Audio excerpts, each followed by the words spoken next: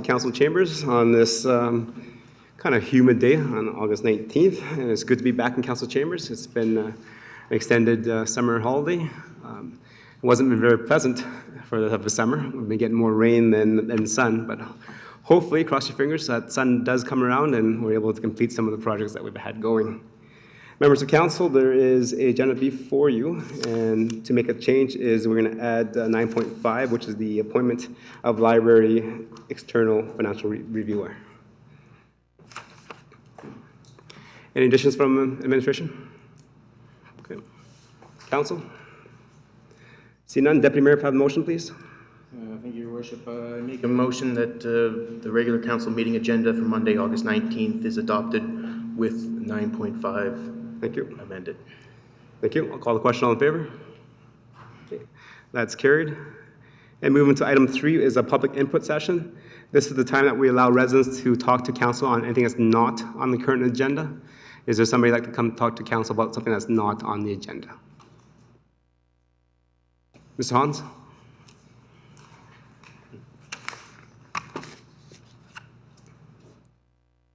I want to speak on the land utility changes, and I was on Friday at the town hall, and I was told that it's not possible to speak to the utility plans because the agenda is out.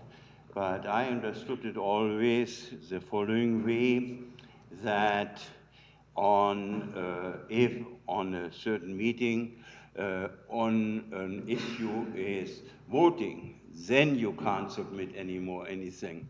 But then if they turned me down, I said I would still come and would like to say something to this because it's a difference to be excluded because the voting is happening at a certain meeting, and this was in the paper, in the local paper, I think it's February or March, and I noted it that it was planned to talk about this in August, not in a final manner, but accept suggestion from administration and the public. And so when July was gone, I checked when is the meeting or are the meetings in August, and there is only one, the meeting of today.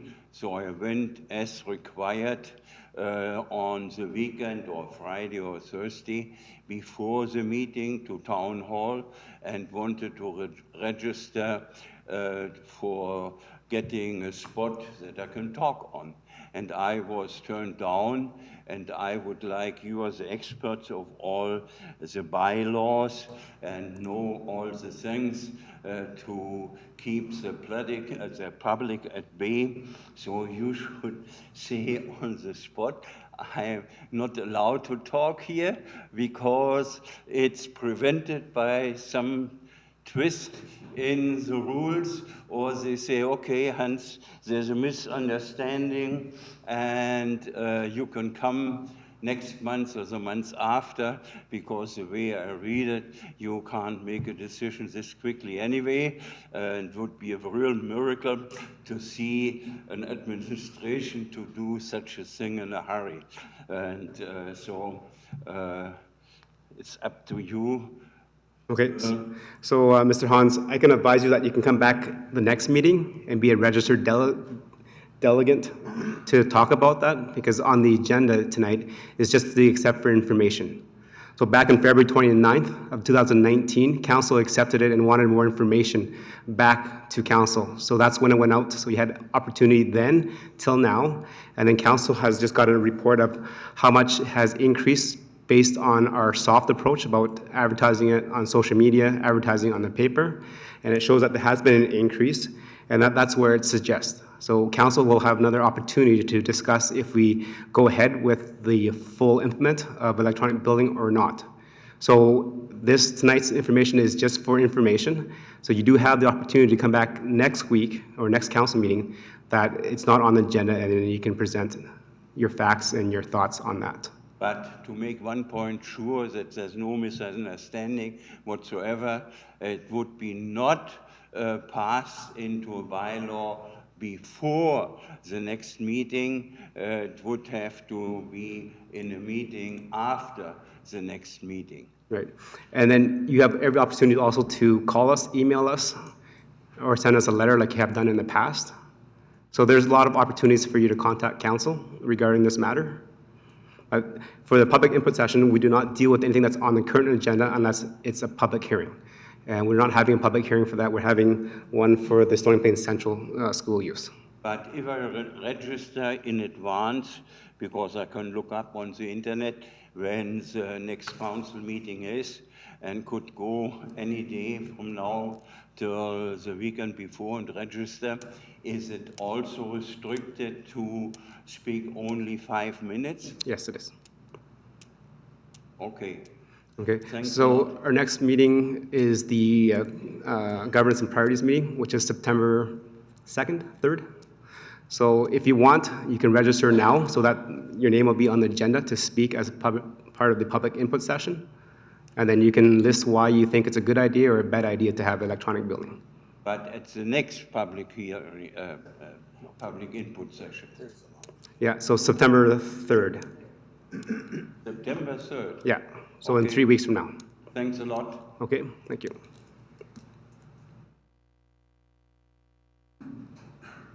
Okay, so I've just asked administration to reach out to Mr. Hans to notify him of September 3rd and to confirm if he wants to come as part of the public input session. Your worship, we can do that forthwith. Thank you. Okay, moving on. Anybody else that'd like to address council on anything that's not on the current agenda? Okay. See none, we'll move on to presentations and delegations. There is no presentation or delegation tonight. Moving on to number 5, which is statutory public hearings. And today we have one public hearing, which is 5.1. And before we go on to that, I just want to make kind of a acknowledgement or announcement. If you were here for the previous public hearing, which was bylaw 2615 LUO 19, that was an application to redistrict a portion of Genesis on the Lake. That was withdrawn, so that's why we're not having a public hearing for that. It'll be dealt later on in business items, bylaws 8.2, because the applicant has withdrawn his application and submitted another one. And that's why there's no public hearing on that. Okay, moving on to 5.1, we're going to deal with bylaw 2616 LUO/19, and that's to amend the bylaw 257 LUO 17.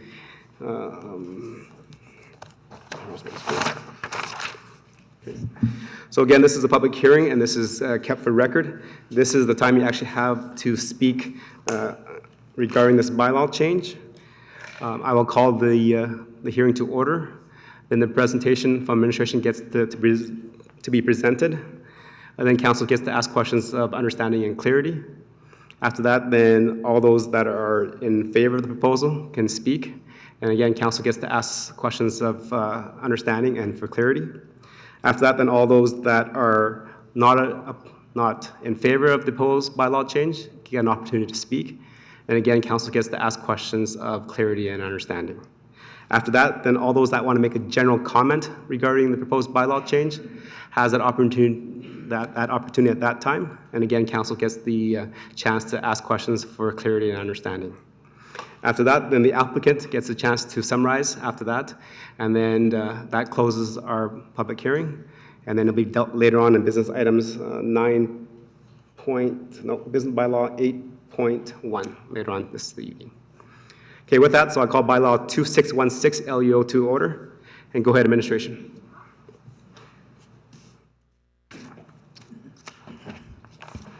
Thank you, Your Worship. My name is Miles Dibble. I'm a sustainability planner and current acting manager of planning and development at the town of Stony Plain. This has been one of my main projects for the last little while here. In this case, it's a redistricting application for the new Stony Plain Central school sites. As you can see here in the planning framework in Stony Plain, it's under the subdivision and zoning scale. Again, in terms of the area here, it's located just to the west of, say, the pool. Stony Plain Central School is located approximately here. In terms of this public hearing, I just wanted to make reference that it has been advertised in the Stony Plain Reporter August 9th and 16th. There was a clerical error in the original ad that was fixed in the second ad. The information on the website has also been updated to reflect this, as well as the information in the mail-out from the August 6th. There was no notice, although it was mentioned in the report itself, but there's servicing work currently going on for part of the project, which is what this application is about. This here is an aerial context map. It here shows the area, if people are familiar with 57th Avenue, kind of at the very end. The rezoning is for this area just at the end there, again, south of Brickyard, which is this area up here. And then, as I was mentioning earlier, sort of west of, say, the running track, the Centennial Baseball Diamonds, the pool is right here, and this is the current location of the Stony Plain Central School. In terms of the specifics of the bylaw, it's changing the zoning of the shaded area here. This area in here has a current R2, which is a low-density residential district, and it's being changed to a P1, which is a parks district, and this area down here to a P2, which is a community service districts, which is where schools are typically under. And the balance of the site here is currently a parks district and is being changed again to that community service, the P2 district. One thing to note from the original application that came for first reading is since that time we have received more detailed information about the school site from the Parkland School Division. They've indicated that they wanted a slightly larger site. So this area just on the top here has been slightly increased. Originally the size of the area was 3.67 hectares. The current is approximately 4 hectares in size. This here just shows kind of a color-coded map. Again, the area that's being changed, this green area here is being changed to the blue color. The yellow area along here is being changed to the green on the top, and the southern area here to the blue color, which again is that P2 for the school itself. This here is a discussion map that'll leave up for discussion with council and any questions and any comments that come. I'll also just mention that the area structure plan over here is the Brickyard at Old Town area structure plan. It does generally conform with that, and that the area over here is actually part of the Old Town community plan, which is a plan that's currently been brought before council for first reading and as a public hearing on September 9th. If council has any additional questions, I'm here for that. Thank you. Okay, thank you very much. Members of council, any questions of understanding and clarity, please? I have a question for administration. You mentioned that the school division has requested more land than originally asked. Then are we having that same reciprocal land coming back to us when we figure out where we're exchanging land? Your Worship, we're working with the school division on this. We're calling it a land swap. So the exact details of the swap haven't been agreed to, but in general, they're understanding that the land would be of equal value or of equal acres, and location is under discussion as to which parts would switch ownership. Okay, thank you. And with your conversations with the school division, was there any indication of why they needed the more land? Your Worship, I guess in the development of the detailed plan for the site, some of the parking and some of the access locations just shifted slightly, which changed the acres just marginally from what it was before. Okay, thank you. Any questions of clarity and understanding? Councillor Laurie? Thank you, Your Worship. Through you to administration, as we look at this map and as we had seen some of the previous iterations and plans for the school, there is stormwater management to be included in construction in regards to this, but I don't see any changes for anything moving to P3 for your utility district for the stormwater management. Is there a reason behind that? Through your worship to Councillor Laurie, in this case, any utility function is allowed in any of the districts, so it's not a necessity. Usually if it's a permanent utility pond or something to that effect, we would redistrict it to the P3. In this case, it's an interim solution that would not be for the long term, so we have not. Okay, thank you. Thank you. Any other questions? Okay, seeing none, thank you very much. Usually then we have the applicant, but the town is the applicant, so there'll be no more speaking from the town at this point. So all those that are in favor of the proposed bylaw change, this is your opportunity to come forward and speak and share your thoughts and concerns with council.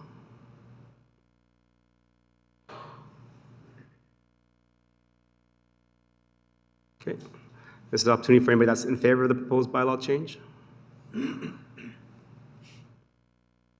Okay, seeing none, we'll move on to the next part, which is all those that are not in favor of the proposed bylaw change. This is your opportunity to come speak to council.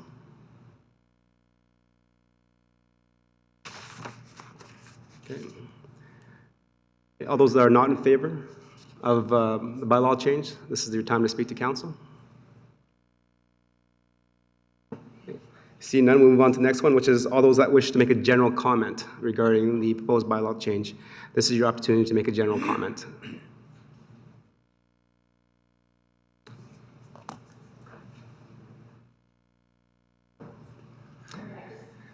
There's a sign-in sheet there, please. If you can sign in there and then again speak your name into the mic, and then you're welcome to start whenever you're ready.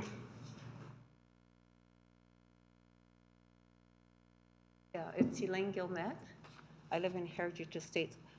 My only question is the road. Will the road go all the way through to the brickyard, or is it just going to terminate at the school until further development? So currently, right now, what council has approved, if you can see this map, is that we've approved funding up to this turn. So I'll come up to here, and then it will stop as soon as this is done. So that is our commitment to the school division, so that they have access to the school site. And then in the future, when this brickyard continues to come down, then that road will be connected right there. So you have no timeline on the connection? No. So I guess one of your questions is, does 57th capable of having the extra traffic? Currently, it goes down there right now, so that's maybe a question for administration.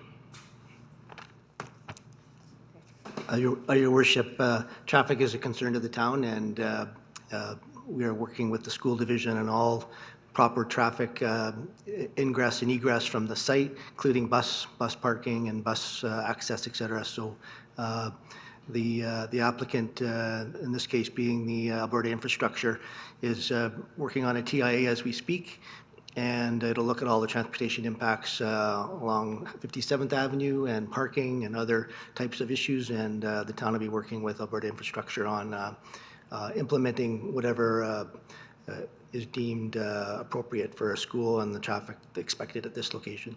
Okay, thank you. So the TIA is a traffic impact assessment, and so the school division, part of their application, will have to do one of those to show us how much traffic is going through. Because currently, right now, servicing Stony Plain Central is the buses are coming on the north side. Yeah, the north side, whatever side that is. It's hard to get. Yes. So, and then right now we have a lot of parents dropping off kids that come down 57. So that'll be one of the things, and the conditions of the development is to have a traffic impact assessment done. Okay, fair enough. Good. Thank you very much. Anybody else in chambers like to make a general comment regarding the proposed bylaw change? Okay, seeing none, we'll go back to the applicant. Any closing comments from the applicant? No, Your Worship. Okay, thank you. Seeing that the public hearing is now complete and it'll be dealt with later on business items 8.1. With that, that is adjourned and done. Moving on to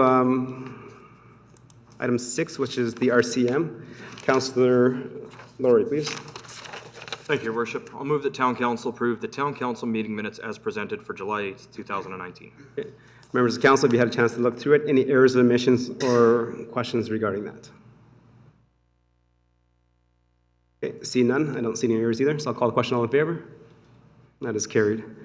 Moving on to boards, commissions and et cetera. So this is 7.1 for the CRT and 7.2 for the MPC. Councillor Paleschko, please. Yes, thank you, Your Worship. The Town Council received the Council Board's Commission and Committee minutes for information and place on file. Okay. Thank you very much. Members of Council, any questions and comments regarding that? No. Actually, I have a question maybe just for Deputy Mayor Meyer. Thank you for attending the unveiling of the public sculpture that was down at Heritage Park Pavilion. I was not able to attend. I was on holidays. Can you just give us a brief explanation of what happened and how did it go? Well, it was a statue unveiling by Paul Reimer, a very well-known metal artist, is sort of his forte. We had a number of youths out that had participated in the creation of the sculpture as well, and I believe there's a nice video made by the town as well that's up on the website. All in all, it was a good day. Thank you. And members of council and members of the public that are watching or in gallery, if you have not been down to Heritage Park Pavilion, take a drive down there. It's a beautiful sculpture that celebrates our farming roots and community. It's made with old horseshoes that are kind of bent by local residents and even members of council that had the time to do it to form little wheat and stuff. So that's actually, it's very, very unique. Thank you. Members of council, any other questions regarding the two boards committees? See none, I'll call the question. All in favor? And that is carried. Thank you. Okay, move on to bylaws 8.1. And we had that, so Councillor Loy, please. Yes, Your Worship. The Town Council gives second reading to bylaw 2616/LUO/19 to amend the land use district map of land use bylaw 256/LUO/17 to redistrict portions of northwest quarter section 25, 52-1 west of the 5th meridian or 5th M from R2 detached dwelling residential district and P1 park district to P1 park district and P2 community services district. Thank you very much, Councillor Loy. Administration, anything to follow up to your presentation? No, the presentation that we provided at the public hearing will suffice from an administrative standpoint. Thank you. Okay, thank you. So members of council, then now it is open to the floor for questions, debate, and comments before we call the question. Members of council? Councillor Laurie? Thank you, Your Worship. Through you to administration, a question in respect to the notice. As was mentioned by administration, there was a clerical error in the notice that appeared in the local publication on August 9th. My understanding is that we're required to provide 2 weeks notice for the public hearings and for general commentary, etc. Looking at calendars, obviously from the 9th to today is only 1 week, 4 days, and from the 16th, where the publication was actually corrected, is only 3 days. So I'm just curious if administration can shed a little bit of light on what the actual requirement is for the amount of notice, whether that is an MGA or whether that's an internal policy, and what our general process is around this, especially when we have clerical errors, and how we determine whether that impacts the meaning of the information put out. Through the worship to Councillor Laurie, thank you for the question. It's a very good question. One of the reasons why the town typically does not just advertise in the paper, but we also mail it to the residents around. The MGA does give some discretion and the ability to do a variety of different notification methods. We also post it on the town website, so there's kind of a three-prong approach to doing so. So even though there was some concern perhaps regarding the first advertisement, and even then the advertisement, still the intent was all there, and the second advertisement did correct that. Administration does not see any concern regarding the notification of the public hearing. Thank you. So as a follow-up, Your Worship, then what is the minimum required time for notification? It depends on the type of notification. So if it is strictly speaking under the notification in a paper that is received by the municipality, it is at least 5 days prior, and it's supposed to be 2 consecutive weeks, which is why we typically do the 2 weeks prior to the public hearing, and thereby the first paper will be more than the 5 days that is required under the MGA. Perfect. Thank you for the clarity. Thank you. And just maybe follow up with that, with the new changes to the MGA, are we still required to advertise in the newspaper? Your worship, we are not required, but again, it is one of the options. So we do have the capacity to do it just on the website. But again, our procedure or practice has always been to ensure additional levels of public engagement or public participation are available to our residents. Okay, and that's very good too. And I don't know if you have the slide showing it, but on page 31 of 179 is the actual area that's affected. I don't know if the council can turn to that page. So that blue area that surrounds with the site that we're talking about is what the minimum requirements are from and laid out by the Municipal Government Act. Okay. The red is the area that we chose to send to because as a council, we chose it's better to go wider and involve more people than it is to go with the minimum requirements. I think as soon as Mr. pulls it up, we can.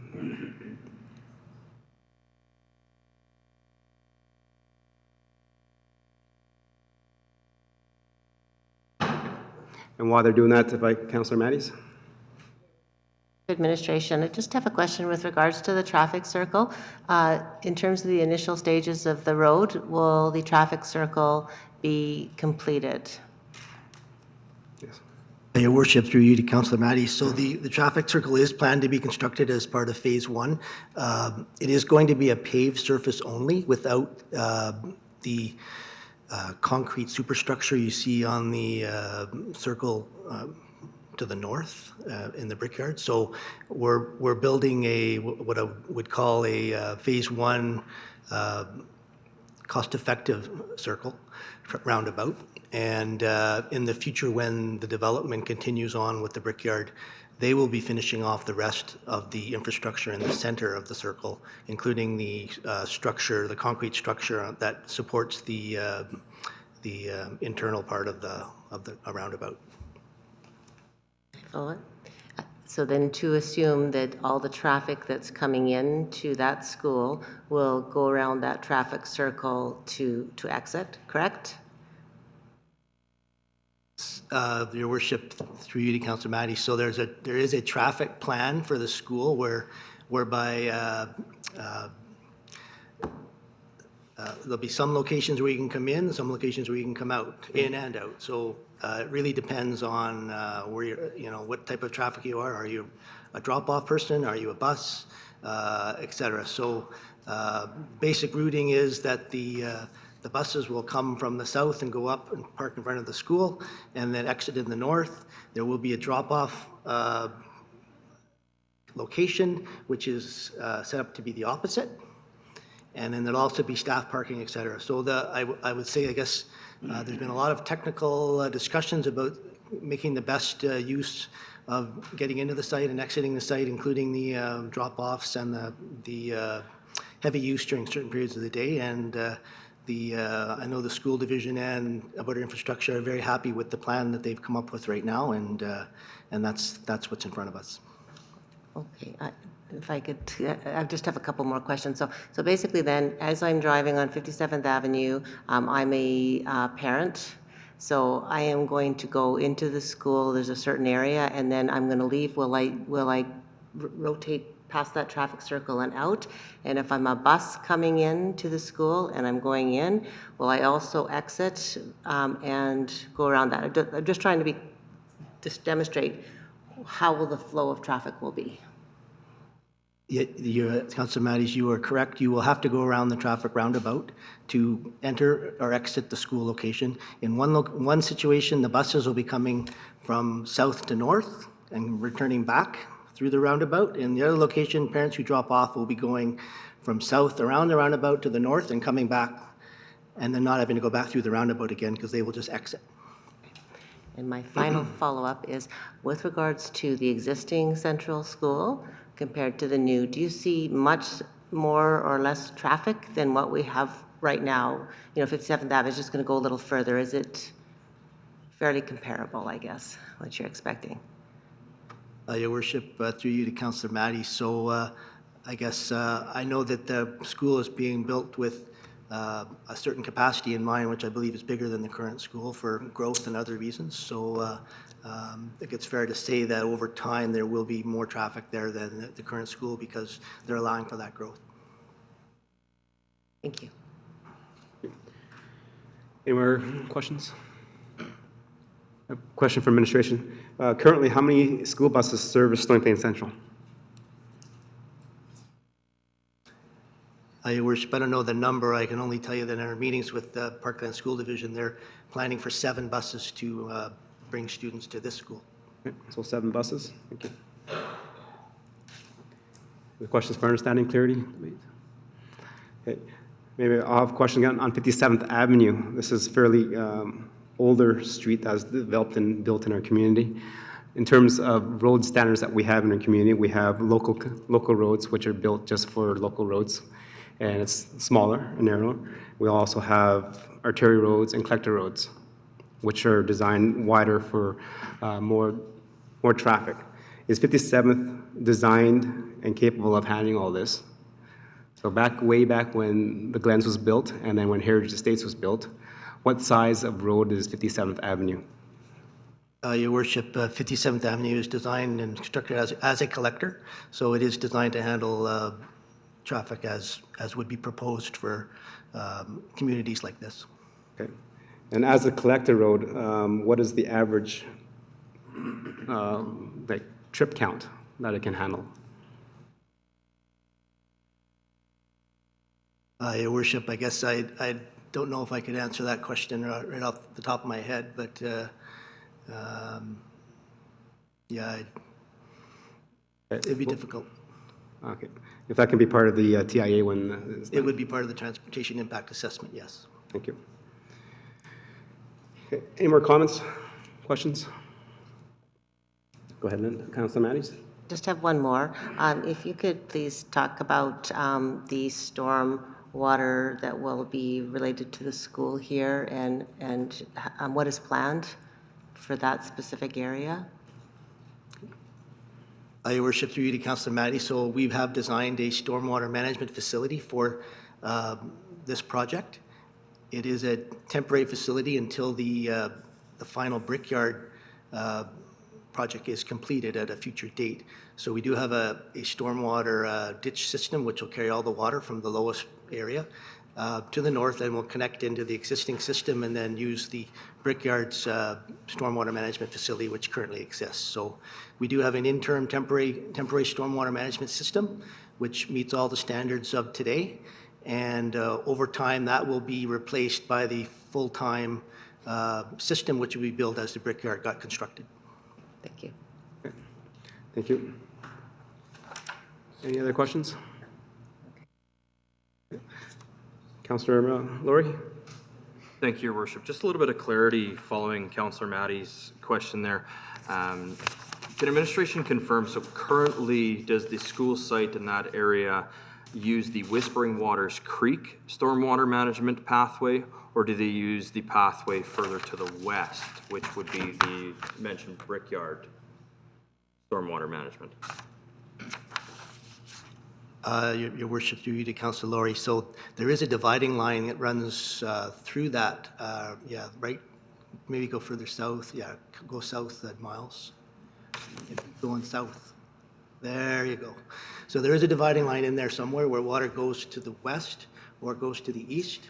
So again, our project is taking into account the water which would go to the east and then sending it north into our system. But where this is currently, there is no stormwater management, so we're not certain as to which direction it's going? No, we're certain the water on the on that imaginary line that it's in our reports, it does go to the west or to the east. Okay. Yes. Yes. Actually, thank you, Deputy Mayor. So if Council turns to page 112, we turn to page 112 of our report. It shows you where the dividing line is. So what parts of the subdivision within the town of Stony Plain are accessed and supplied and taken care of through Whispering Waters Creek, and then what is taken care of through Heritage Creek.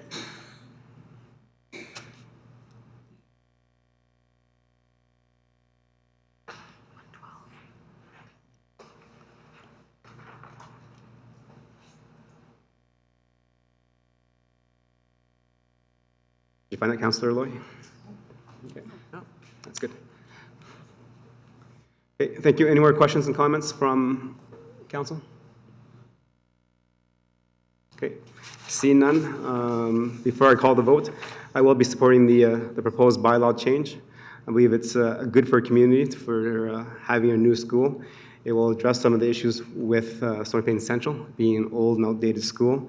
This allows us to develop the west area and allows us to address the water that currently is not being addressed on the old Stony Plain Central site. So as the temporary storm pond comes in, it will benefit the area there as well. And the fact that we're getting equal land back from the Parkland School Division for the land that we're giving up to develop and build the school also sets me at ease that we're not giving anything away. So as a taxpayer, I'm very happy about that it's one for one. Councillor Mattis, you had another?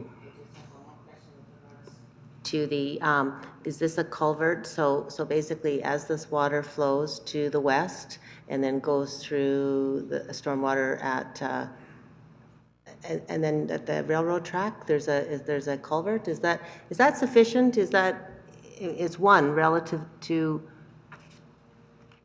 other areas? Like, is that, do you know what I'm referring to? Yeah, so you're looking at this culvert right here, Going into Councillor Mattis? Heritage, yeah.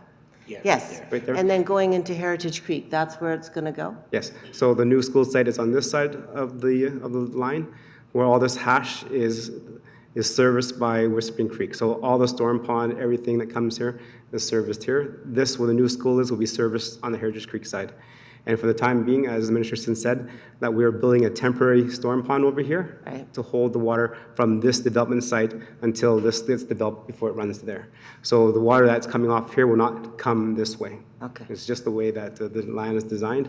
It's going to go west instead of east. Thank you. Okay, any other questions? Okay. Okay, so I'll call the question. All in favor? That's carried. Moving on to third reading. Councillor Mattis, please. That Town Council give third reading to bylaw 2616/LUO/19. Okay, thank you. Administration, anything else to add? No, Your Worship. Thank you for the opportunity. Okay. For those that are watching and watching at home, council has to give 3 readings to any bylaw before it becomes and passes, become actual law within the community. So now we're doing the third reading. Members of council, any questions or comments regarding third reading? Any thoughts that came up? Me either. I look forward to the project. And are we currently on schedule with the proposed road construction there and servicing to the school? Your Worship, we are behind schedule, as per a lot of projects. Mother Nature's not been cooperating, but we're still estimating to complete the project by the end of the season, which will be October 31st. So, weather permitting, the project will finish this year. Okay, thank you. Weather permitting, yes. Any questions regarding third reading? Okay, see none, I'll call the question. All in favor? That is carried. Thank you. That ends that. Moving on to bylaw 8.2. This is bylaw 2618 LUO/19. And this is here for first reading. As I mentioned earlier, we're supposed to have another public hearing today, but that was withdrawn because the developer had pulled that and had now resubmitted on this one. So go ahead, administration. Thank you again, Your Worship. This is a redistricting application for Genesis 4B and 4C. It's a revised one, as noted earlier in the meeting. The applicant has a desire to do a Bearland condo as opposed to a fee simple, which was the original proposal.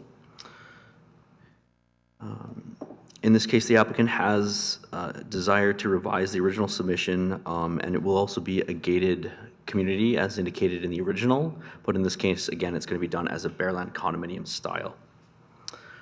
As you can see here, it involves the same area. So this is just to the northwest portion of Genesis on the Lakes neighborhood.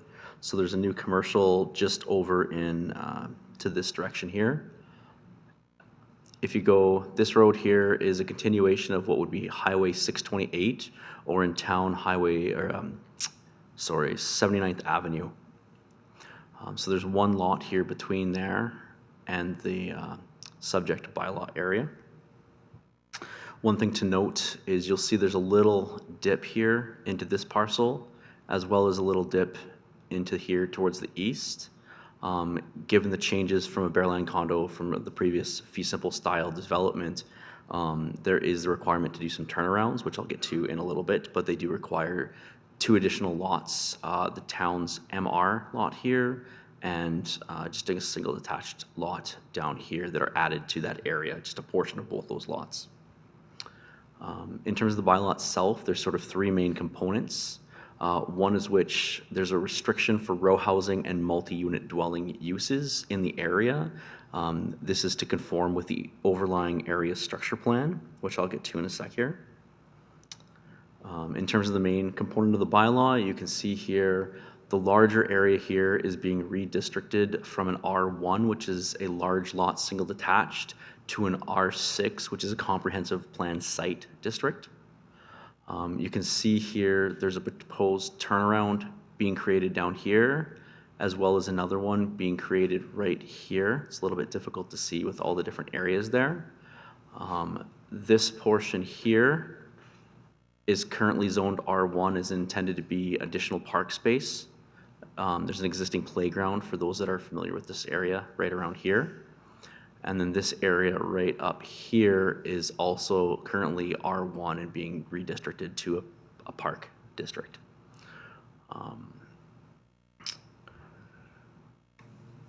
The third component of the bylaw is actually a text amendment. So again, this district is designed for comprehensively planned sites. Typically, Bearland condominiums are this type. They require a comprehensive plan for the area. However, when the bylaw was originally drafted, when the district regulations were drafted, it didn't take into account certain nuances where you have a private road and the dwellings are oriented towards that private dwelling. So there's 3 or 4 additional regulations in the bylaw that will be added to that allow development officers to more easily and adequately allow for this sort of development. This here is the Deerfield Area Structure Plan. As it might be notable here, it comes from, I think, 1983, so it's about 30 plus years old now. The area that is indicated as red here on the map is the area of this application. It is single-family residential is the terminology that was used to describe that area. And in the actual area structure plan, it specifies that only single detached and semi-detached dwellings are allowed, which again is why that one area restricts row housing as well as multi-unit dwellings or apartment style from this area. This here shows a little more clear picture on the current districting. So it emanates the area around it. The district specifically is going to be the R6 Residential Comprehensively Planned District, which is actually the district just to the north there. So it's still relatively compatible to the area surrounding. And that brings us to the discussion map. Other things to note is that the servicing for the site is accommodated, the stormwater. This pond down here has already been sized appropriately to cover this area being developed. And there's already water and servicing and sanitary stubs to the property line that would be utilized for the development.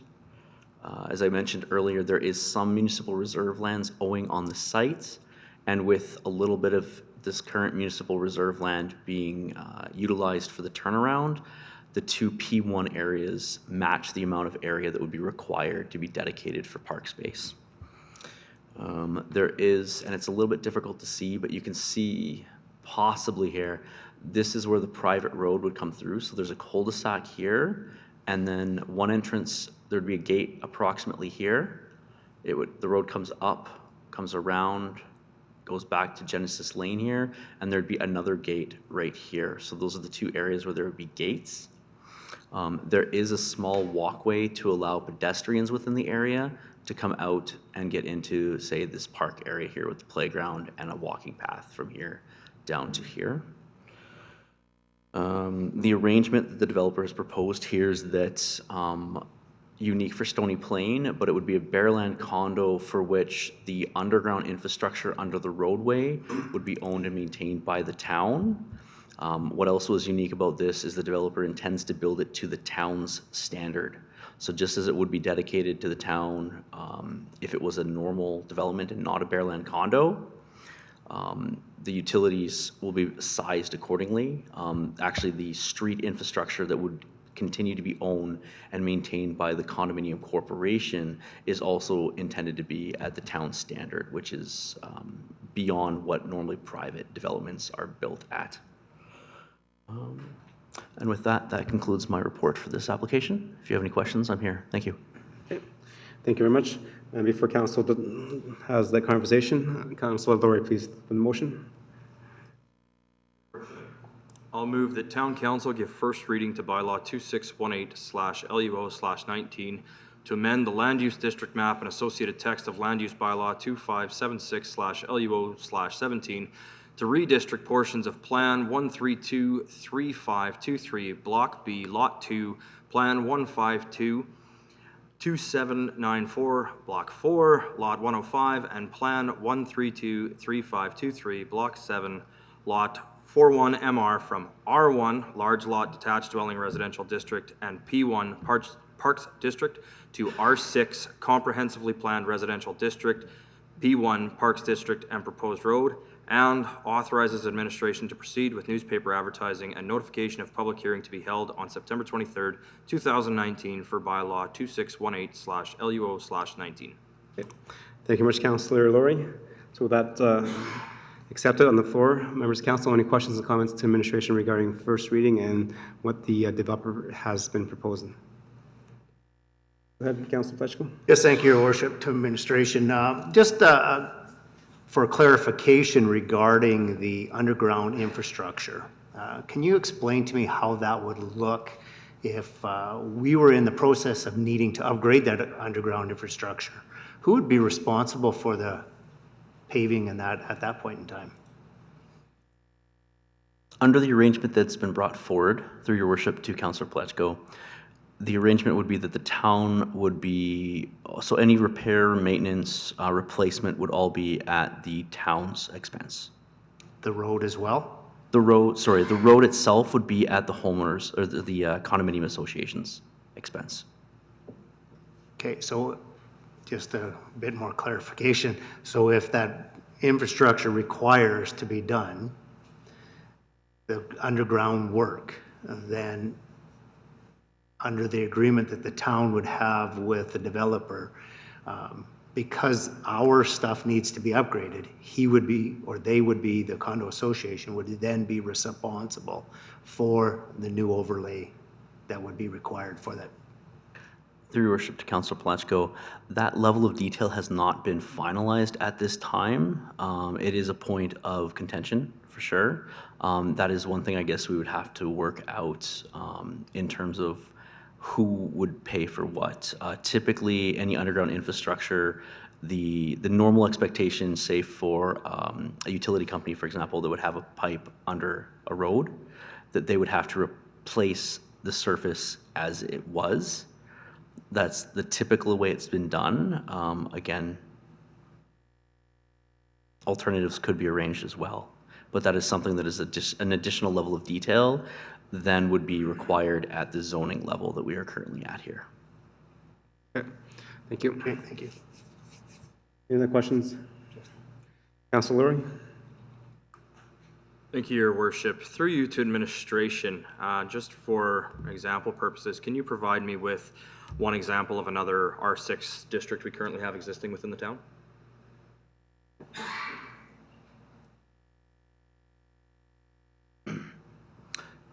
An example might be Greybrier Greens. I'd have to double check that, but I believe Greybrier Greens kind of has that style where you've got a private road, and you'd have, in the case, there's fourplexes along the private road.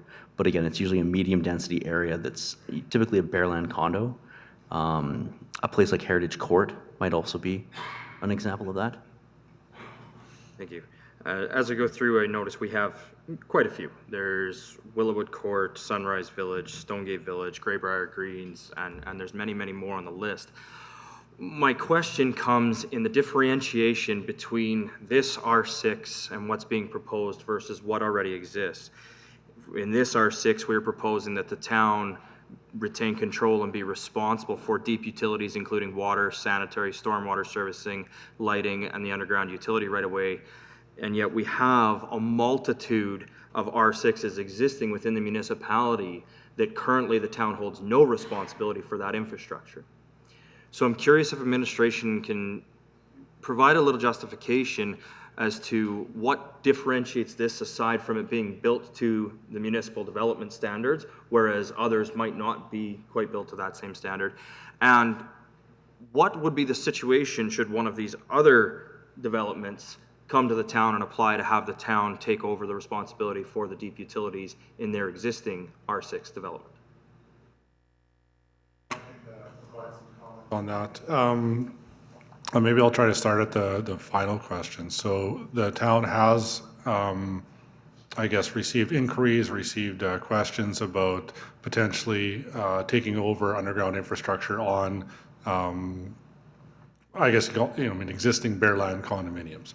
To this point in time, we resisted that for, I believe, what's indicated to in the written report, in that most of these types of developments were not entirely certain as to the standard, the construction method, the design, so on and so forth, Your Worship. So, the answer to that question, I guess, would be yes. That has been brought up in the past, and we've essentially.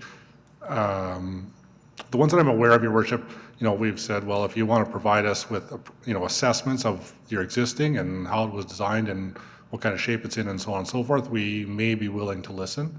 But to date, that's not occurred. None of the other associations have done that. Your Worship, I'll maybe now attempt to speak to the first part of the question. Part of the challenge, and I've seen it myself here in the past, with some of our bare land condominiums, is that itself is the challenge. Their infrastructure is deteriorating. We're not sure, we, the town, aren't sure as to how it was constructed, how it was designed. And what I've found in conversation with the residents, and I believe at some points with residents with council as well in the past, we have a difficult challenge between what would be considered potentially our obvious legal liability, in which on those bare land condos we do not have. But what other sense? As residents, as citizens, failing water systems, failing sewer systems are going to end up in this chamber at some point in time, or certainly in our planning and development offices. So part of the work between our staff and the developer on this issue was to attempt to find some common ground where some of our concerns with bare land condos are addressed, and some of their interest in the way they want to develop that parcel is addressed. So, Your Worship, I'll stop there. I'm not sure if I addressed the question, but I'll stop there, and if there's any follow-up, I'd be willing to Continue follow-up, Your Worship. Thank you very much, administration. And so then, bringing the conversation further, is there any difference in the property tax that an owner of one of these properties would see versus an owner in any one of our other regular residential subdivisions? Your Worship, I guess just top of head answer, typically a bare land condo owner will pay similar amounts to any residence of similar build or construction or what have you. So similar residents would pay taxation to keep maintaining the infrastructure that exists in the public roadways in front of them, and in a bare land condo situation, traditionally in the past, the same level of taxation would be paid, but they wouldn't necessarily receive that service as it would have to be provided by the condominium association? Your Worship, I believe that's generally correct. A bare land condo will pay similar taxation as any other resident, but will also pay further snow removal, grass cutting, so on and so forth. Typically, we don't do a lot of those normal municipal services on bare land condos. That's good. Councillor Matthews? To administration. With regards to this particular structure, the way I see or see how it's being designed, it is addressing the changing needs of our society. We have demographics for seniors that are snowbirds that, in all of these cases, want additional security in their homes that maybe years ago, the requirements weren't the same. So for example, a snowbird, maybe even a millennial or a single person who travels significantly for business, et cetera, that wants to live in a townhouse or a location where they have some additional security. There's a number of reasons why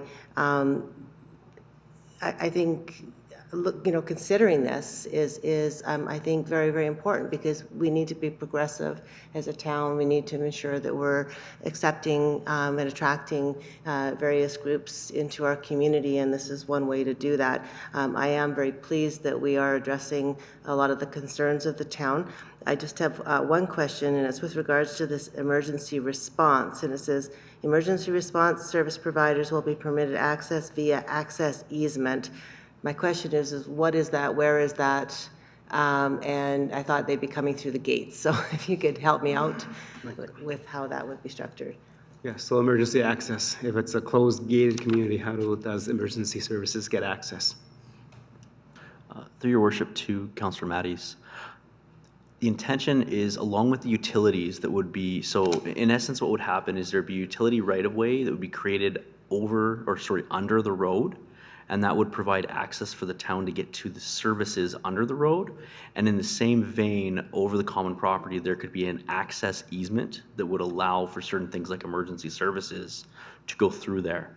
Now, in terms of how that would work with the gates, my understanding is the applicant has already talked to our fire chief about some technologies that already exists. Off the top of my head, there's a battery that's basically part of the gate structure that would allow utilizing sort of a code to allow the emergency access directly through the gate. So again, there's technology basically that would be employed that would allow emergency services to go through the gate. Worst comes to worst, there could be sort of a release hatch or something like that that would allow an emergency vehicle to go through the gate.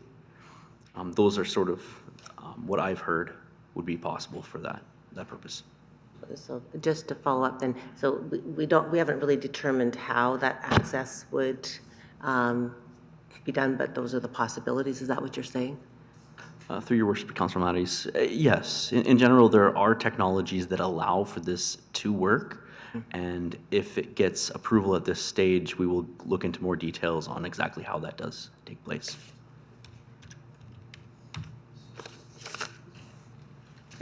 Councillor Meyer, Deputy Mayor, go ahead. Thank you, Your Worship. Through you to administration, I did notice on our lead sheet, and just going back to Councillor Laurie's discussion about paying for services that they do not receive, and I'd like to note that they would be supplying their own garbage servicing. Would they have any obligation for their garbage to be at the same level as the rest of the town? Your Worship, I don't know if I would say there would be an absolute obligation.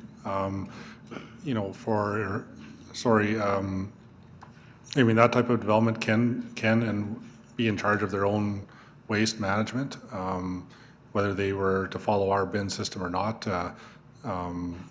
In theory, they would be able to do as they chose. I'm not sure. I'll ask staff if there's been any conversation about that yet. I'm not 100% sure. Your worship to Councillor Myers, nothing specifically has been talked about regarding how waste would be collected on site. Again, it was just something that typically in a development like this that is a bare land condo, garbage is one of those things that's collected on the surface. So again, given that the surface features would be owned by the condominium association, it was written the way it was due to that correlation. Thank you. Okay, Councillor Loy, you had your hand up. Yes, Your Worship, and through you to administration, there was talk there about a pedestrian path which would be on the east side of the cul-de-sac. Now, this is a gated community that would have gates on the proposed gates on the roads where vehicles drive in. Will this access, public access, or can we call it a public access, will that be gated as well? That's question one. And then in question two of it, is it for the residents of that particular community to leave and go into the other part of Genesis on the Lake, or will the people that are on the east side of that, will they have access to this gated community via the pedestrian way? Through your worship to Councillor Loy, one example of this that is actually already existing in town is if anyone's familiar with camping class, there is an access, a pedestrian access that actually leads to Rotary Park. It is gated. I would use this as an example to convey what this access here might look like. And again, it would be intended for residents of the Bearland condominium to leave, to leave and enter into their own Bearland condo area. And further to that, your worship, but what about the residents that we see that are already exist in the east part?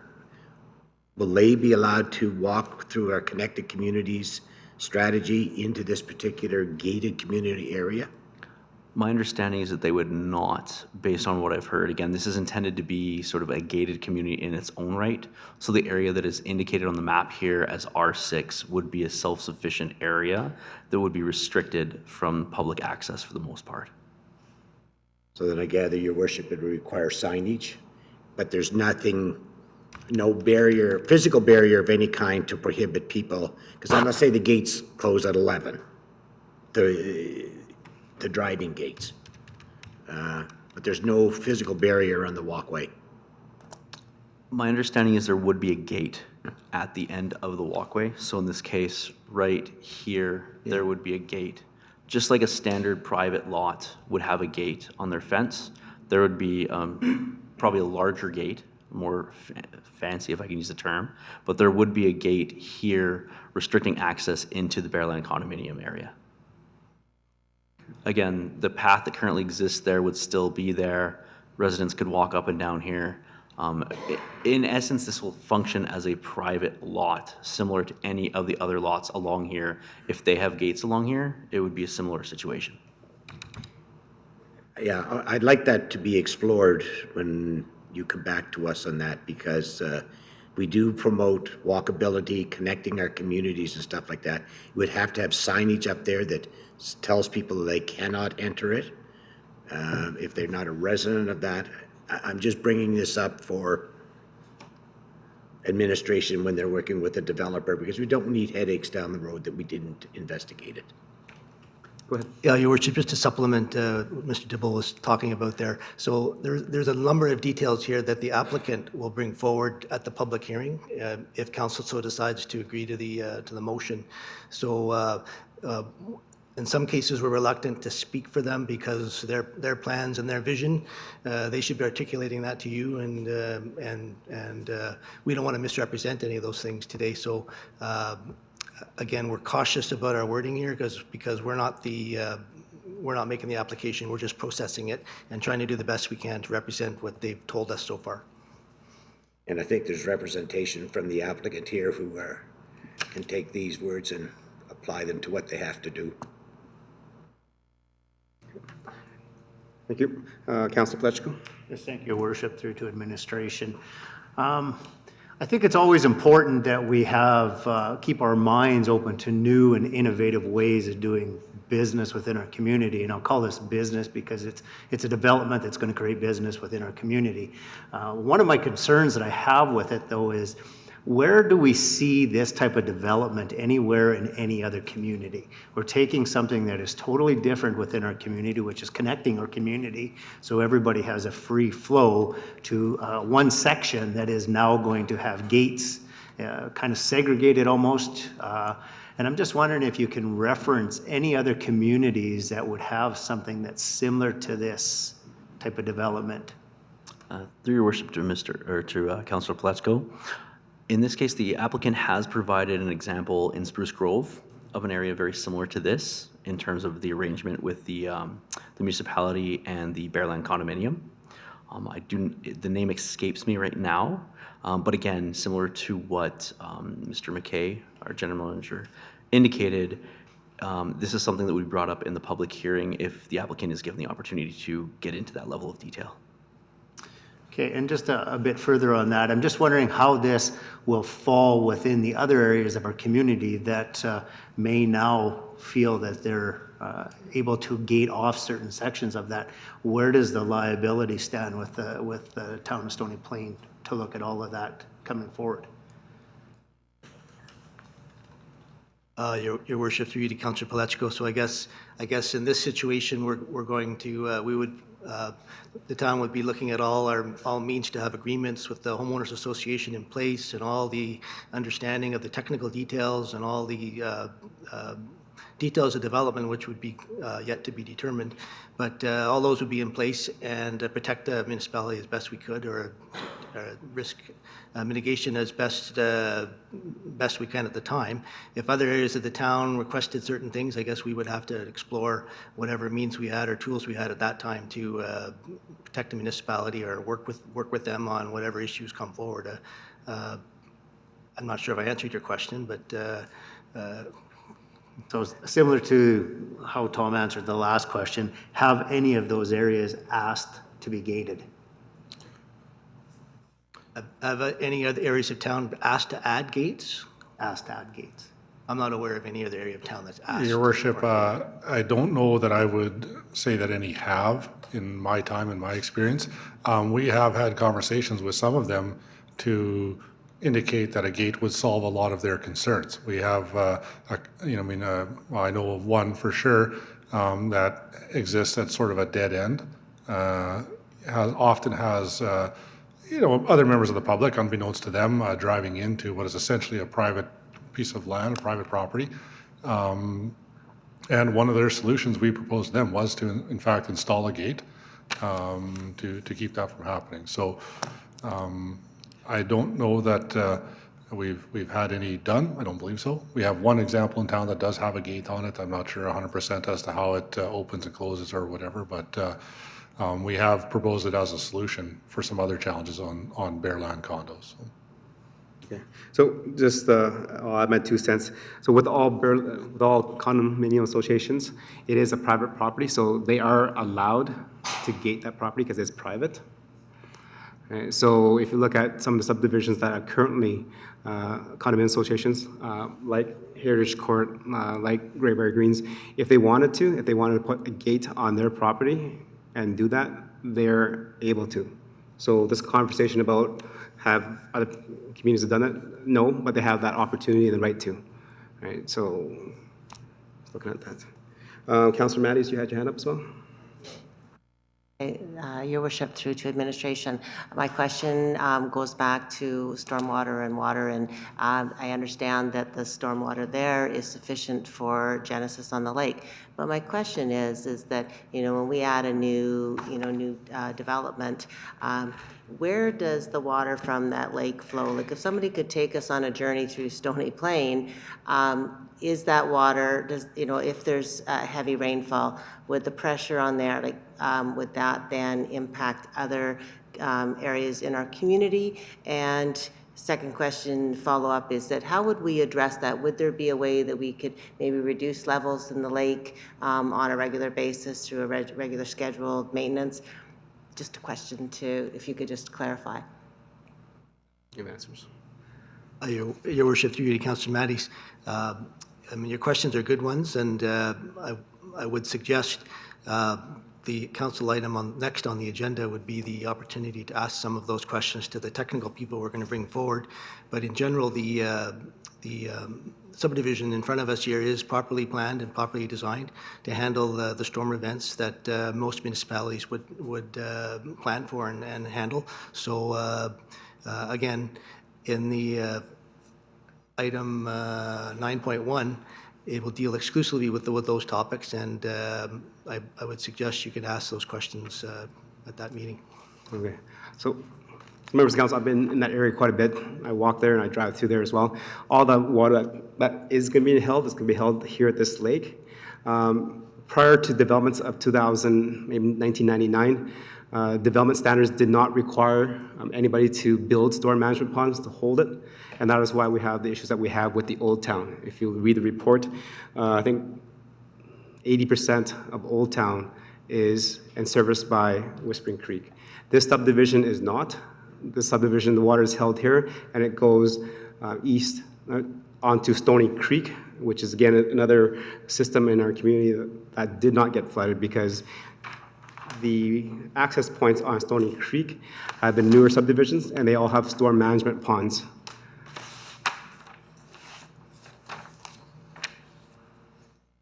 Okay, Councilor Laurie? Your worship, a little bit further in respect to the gated portion that we were talking about.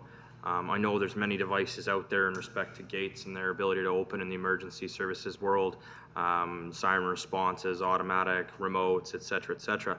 My question is, as I'm reading our package on page 62, it speaks to the applicant will ensure the gates are set to open for emergency service responders, and in case of gate malfunction, any damage incurred to the gate would be the sole responsibility of the condominium corporation. What it doesn't speak to is liability. And if access is delayed, I'm curious as to who would be liable should there be an issue because of delayed access. And I'm curious whether that's something that we've considered under the risk management in this decision, and whether that's going to be presented to us in the public hearing. Okay. Thank you. Questions?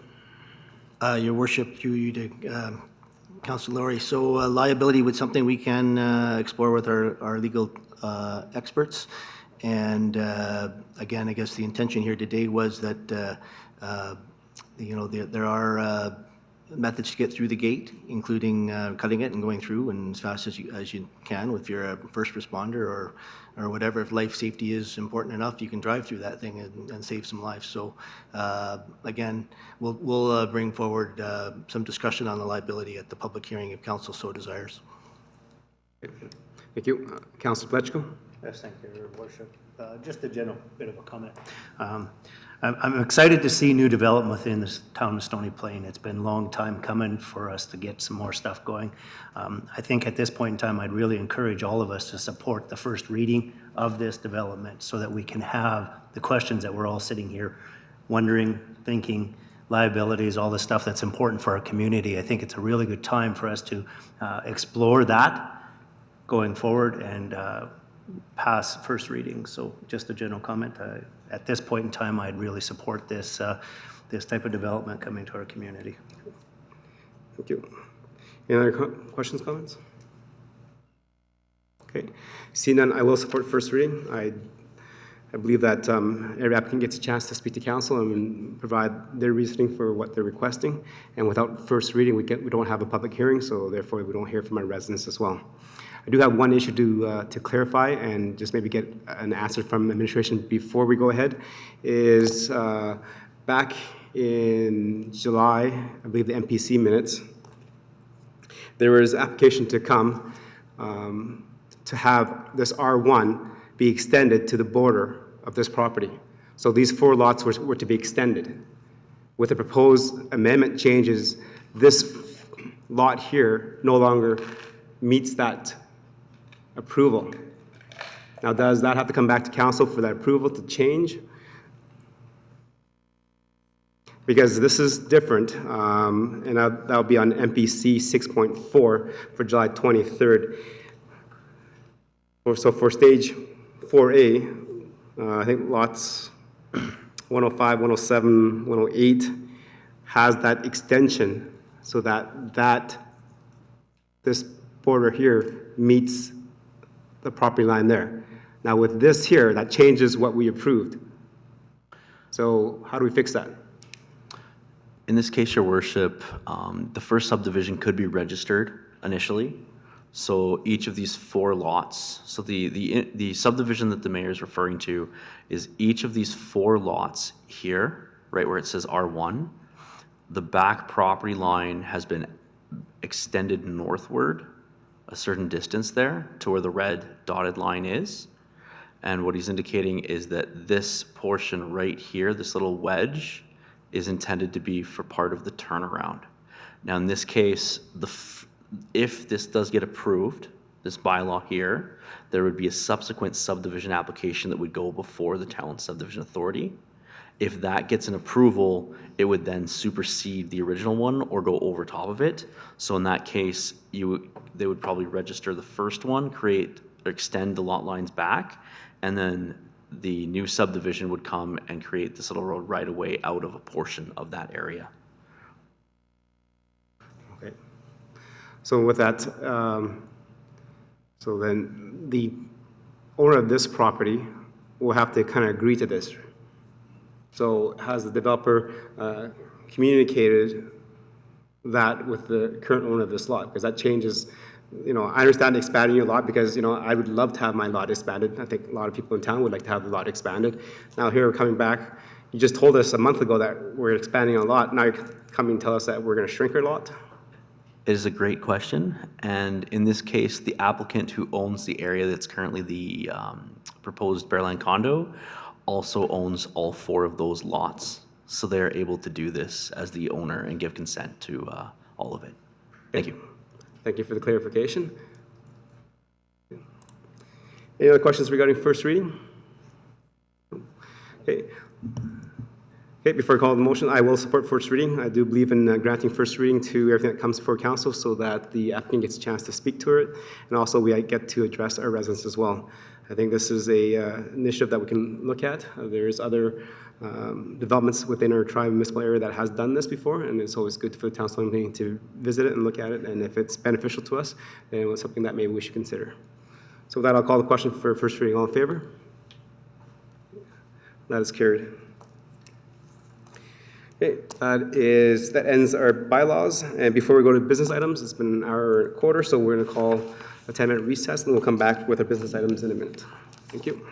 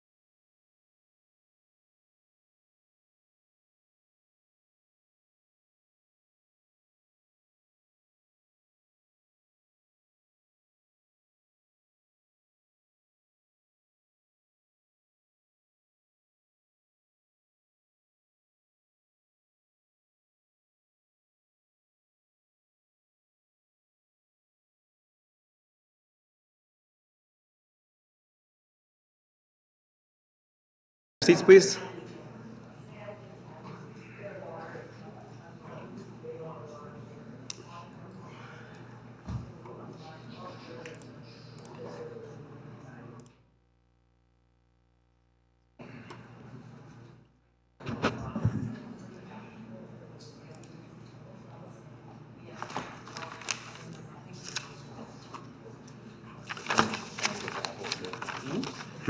They're all coming.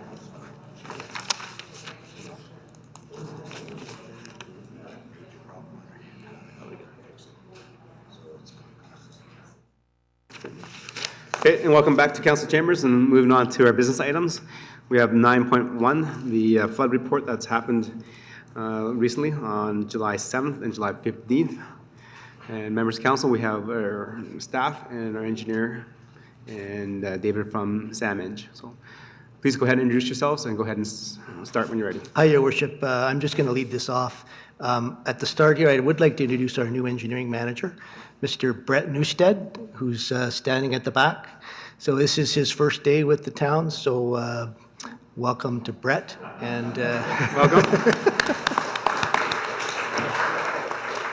So welcome, and we won't pick on you today. The next time you're in council chambers, we'll pick on you and ask you to do a little presentation about yourself and where you come from and why Stony Plain.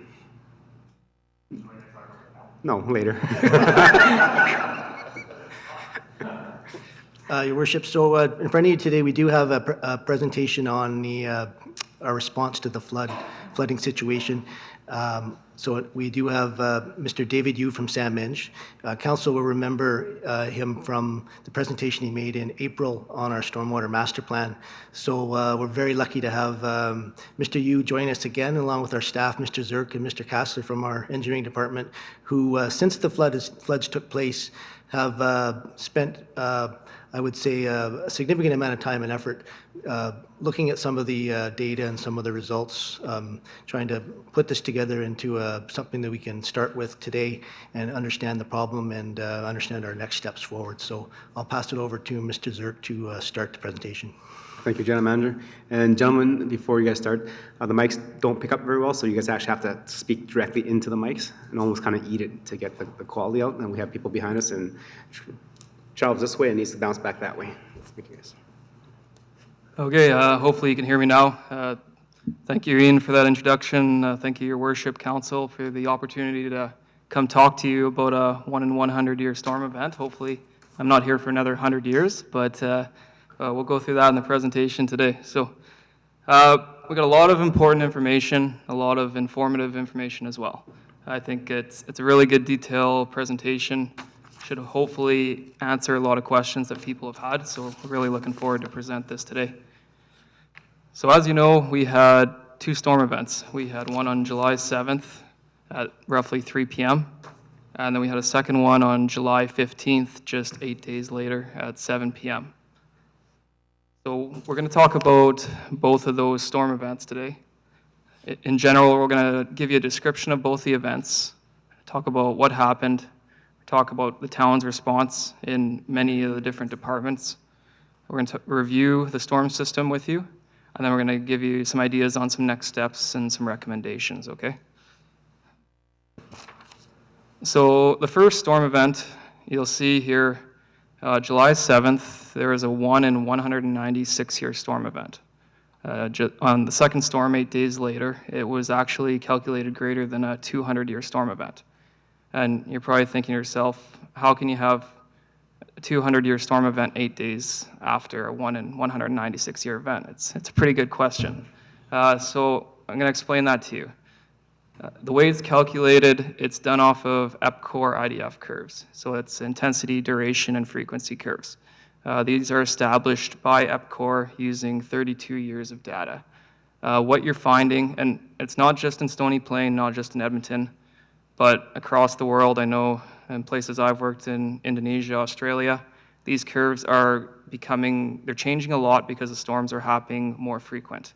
That being said, they use, for this one, 32 years of data to get these numbers. So what we have here is the first storm event. You have a 20-minute storm, and you have a reported rainfall of 42 millimeters. That number, You can't exactly prove that number. We don't have professional rain gauges throughout the town.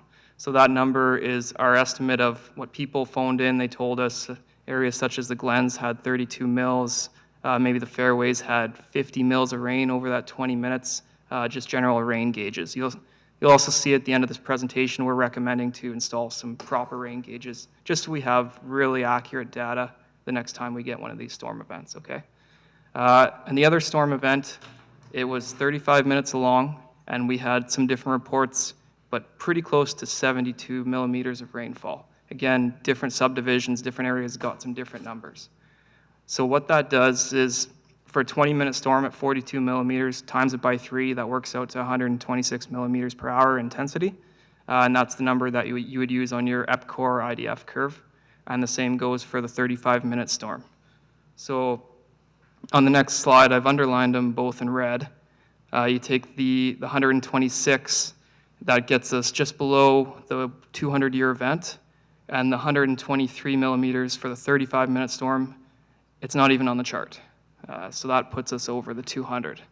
So this chart will constantly change. EPCOR will produce a new one where you'll see those numbers change because the storm severity and frequency is happening more often. But that's done by EPCOR does that. So in general sense for that storm, a 1 in 5 year 20-minute storm is 46 millimeters of rain. And that's typically what your town is designed to handle. So in general sense, we received 3 times as much rainfall in 20 minutes than the sewers can handle and than the runoff can handle. That's why you get flooding. So also a general rule of thumb, if you have 3 times as much rainfall in 20 minutes, estimate that out to an hour before your storm system will even start catching up. So when we had the storm, by the time you had the runoff, everything running off at 99% runoff because everything's sheet flowing over land, it's going to take an hour before your storm sewers, your catch basins start catching up and the water will start subsiding, which is exactly what you saw in the storm event. Okay. So like I said there, the town of Stony Plains current design for your pipes, you're looking at a 1 in 5 year event that it can handle. Once we get over that event, you're going to start getting overland drainage. It's going to be draining over the roads into your stream courses to be able to handle the 1 in 100 year events. And sometimes, the odd time, through some people's houses, which we saw there as well. So with that flow, in storm number 1, I think everyone's kind of seen some of these pictures.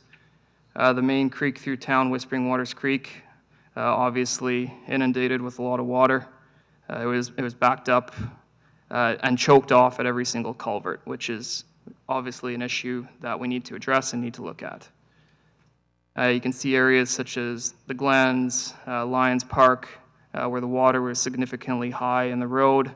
Lions Park is an area that it does have drainage issues on the east side.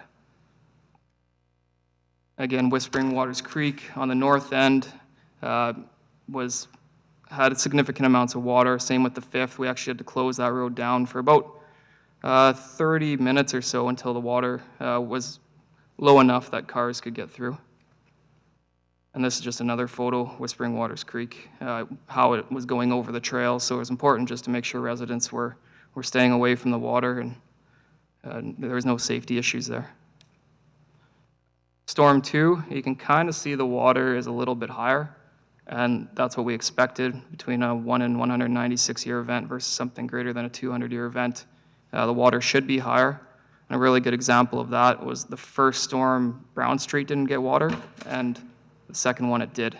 The Whispering Waters Creek actually spilled over into Brown Street. So that's accurate, and that's something that we expected as well. So in general, what did the town do? So the public works manager, myself, as well as our supervisor, our on-call staff, we were out within 5 minutes driving around the town. One thing that's really important is when you get these storm events, it's the absolute perfect time to check your stormwater master plan, the trouble areas, and see what we have in our plan actually represent what's going on in the storm event. So within 20 minutes, myself, the supervisor, we drove every single area, and we got to hand inspect each one to see if it was acting like we expected in the stormwater master plan that Sam Enge has done. So after that, we had the fire department, the peace officers out there closing roads, areas that it was unsafe for drivers. Utilities department, one of the things people don't think about in a storm when they're thinking about just water flowing is ensuring we have safe drinking water. That's important to make sure that we're sustaining pressure, we're not getting any storm water going into our water system. We had no issues with that at all. So our pumps were running, our reservoirs were good, everything was fine for drinking water. Really important that we do that when we check. We also had our public works staff out there, our on-call staff, and some others we called in at the time, checking all the CBs and culverts. And you can understand that everything was over capacity, so it kind of looked like things weren't working, but it actually was moving as much as it could handle. As long as everything is moving, your culverts, your catch basins, there's really not much else you can do except wait for the water to go down, and that's what we had to do. So one thing the town did was, well, David, he'll talk about this a bit too. He presented to council the stormwater master plan. As we know, it identified 7 areas, A, B, C, D, E, F, G. Some were higher risk, more higher risk than others. And like I said before, during the storm, we checked every single one of these areas to see what was happening, and actually gave us a little bit better idea where we could rank them on priorities for which ones to fix first in the future and which ones we could delay a little bit. So I'm going to go through each one of those with you. So you probably remember a little bit of this. When we saw it out during these 2 storm events, Area A was flowing actually pretty well through the North Business Park. You had overland drainage going through some of the areas where equipment was parked. It was flowing into the ditches, not a significant issue. Area G there that you see in significant red parts, it's labeled as a high risk, but during the storm event, that area is undeveloped as well. So it really caused no issue of damage to any area, just a little bit of a marshy area. Area E there, you can see that it's sort of the northeast side of Meridian. Some minor ponding issues, but nothing too critical. And same with Area C in St. Andrews. Again, minor ponding, but the very northwest corner, that obviously the culvert under 16A, that's a critical choke point for the system. And I'm going to have David talk about that a little bit more when he does his talk. So it's labeled here in red, and it definitely is a choke point in a storm event. The other 3 areas that were labeled was Area B. Again, that area, it didn't have any major ponding to really worry about during the storm event. Compared to Area D and F. So those are the 2 that the engineering department and public works we're going to be ranking as probably the most critical areas to look at right now. Area D being the Lions campground downtown. You don't have the best piping infrastructure there. A lot of it is overland drainage, and then Lions campground is a little bit of a low area as well, especially on the east side. So you have a lot of residents that have trouble in that orange area that's shaded in Area D. And then Area F was pretty significant. So you can see where the one low spot was labeled there, and that really backed up some residents' houses there. As well, the issues with some of the sanitary infiltration there as well that we'll talk about. One other thing that was really interesting is we really noticed quite a bit of flooding in the Glens area. So we wanted to add an additional area into our stormwater master plan, and that's what we'll be doing, is calling this Area H. It needs a little bit more look at from an engineering design part, because by the time you get Area F backing up, which is flowing into Whispering Waters Creek, in a major storm event, on a normal field, you'll get about 40% runoff coefficient. But when you get a major storm event, you're getting 95% runoff coefficient over that sports field. All that's running off south through the houses and that lane there. And by the time it gets into Whispering Waters Creek is already full, and it's kind of got nowhere to go. So you saw that in both storm events, and that's an area that we're going to see that we need to label as an area to look at and improve a bit.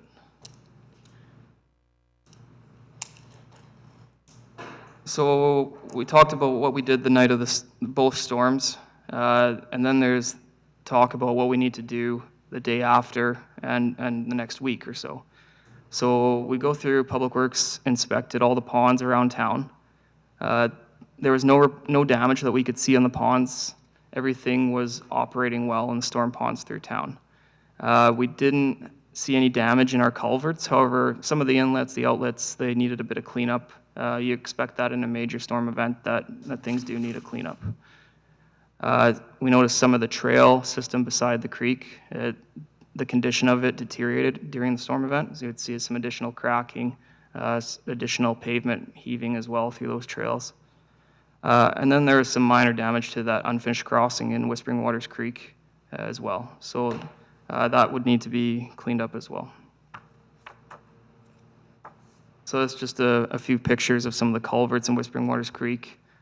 Generally, you just see some debris caught in the culvert that Public Works would have to go and clean up, as well as just some of the grass or the shrubs that get caught in there.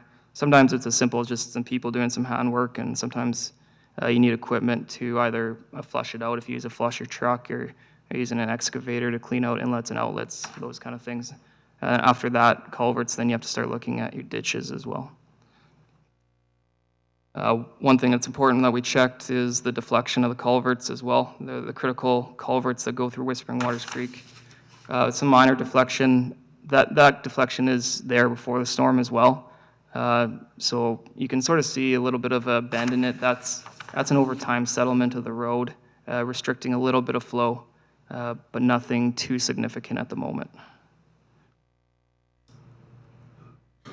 So one other thing is obviously with the flooding of the houses around those trouble areas, how we handled resident complaints.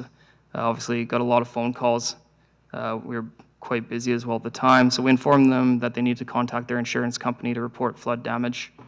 This was the message that was given to every resident at the time. Informed them that there was no blockages during the storm event. And that's important to know. There's a big difference between a storm pipe being full and a storm pipe being blocked.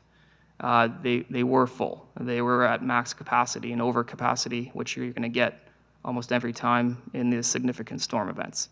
But they were not blocked. You saw as time went on, after an hour, 2 hours, the storm all subsided and everything was running pretty good after that.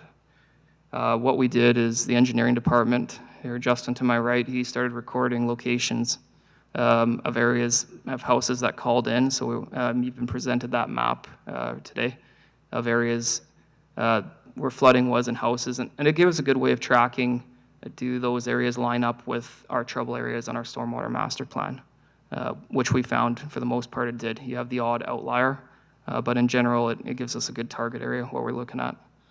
And then the other thing was just the town is working with the insurer on how we can deal with some claims as well, and that's an ongoing thing.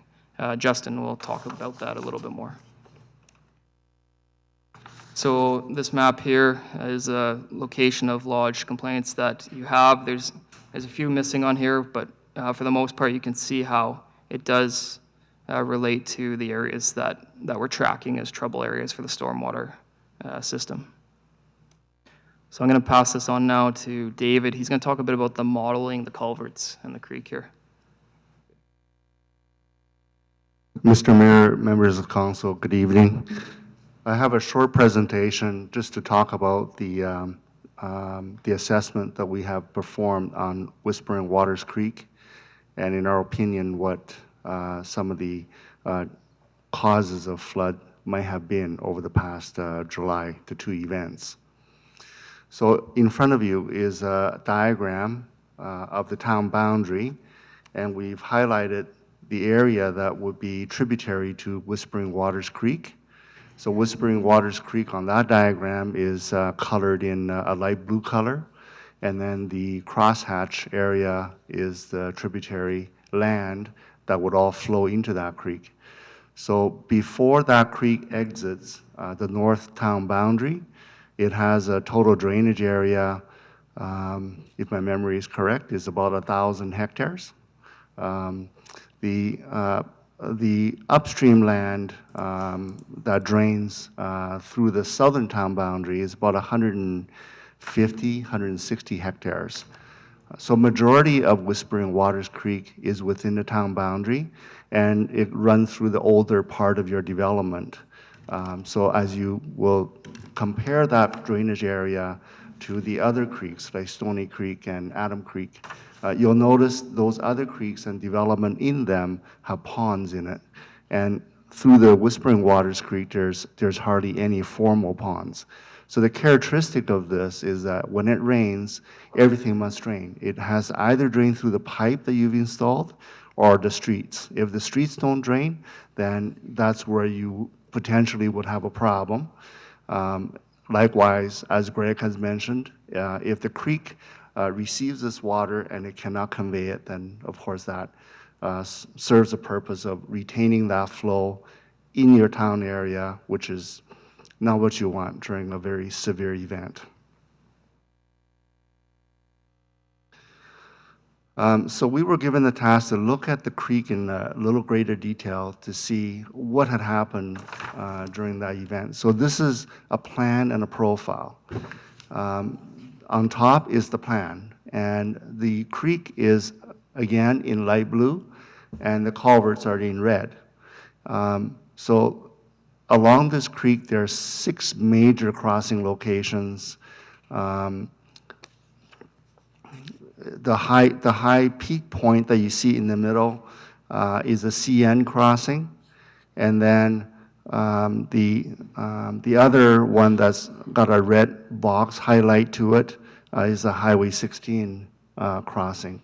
So through CN, just to give you a physical dimension, there's a pipe through CN, and the diameter of that pipe is 1,800 millimeters. There's one pipe there. And through the highway, there's a pipe, and that's 1,500 millimeters in diameter. That's in metric. In imperial, 1,800 roughly will be about 6 feet, or just shy of 6 feet in height. That's the size of the pipe. Now, we had a look at the water profile through this creek during various events, as the suspicion is that this creek is causing water to back up and therefore floods. So this diagram that's in front of you is the creek, again, in a more zoomed in fashion, and is looking at it, an aerial view. The bottom picture is the plan along through the town, and the 4 captions on top is showing you how high the water would have gotten during different rainfall events. Now, this is not the event that Greg has spoken. This is design rainfall events, and if you look to your right, there's a color coding of the events from the 5-year all the way up to the 100-year. So the 100-year will have an outline of red, and the 25-year event will have an outline of yellow. Okay, so when you look into the detailed captions, you'll see the lines in them. So I know 46th Street is a big question, and you'll see that the creek can perform up to about a 1 in 5-year, 1 in 25-year event. And beyond that, water, whether it is from the creek itself or whether the drainage area that's draining to those streets, unable to drain out because the creek is high, it really doesn't matter. But during the 25-year event, 46th Street will have water on a significant portion of the roadway. Moving down, we see some areas, for example, on Brown Street. The creek, once it gets above the 5-year level or the 25-year level, it may not flood private property, but it will flood the roadway. Now, the significance of that location is that once the creek water reaches the roadway elevation, it will drown out the sanitary sewers on the roadway. And this would also be the case on 46th Street. So sanitary sewers are not sealed. They necessarily have to vent, and necessarily you have to have manholes that permit access to maintain the sewer. But once the roadway floods, the water on the roadway will flow very quickly through the manhole, the holes of the manhole, as well as the perimeter of the manhole itself. And that could introduce a lot of water in the sanitary system that the engineer has never anticipated and never thought that it needed to handle. So that would be a systematic problem throughout Whispering Waters Creek.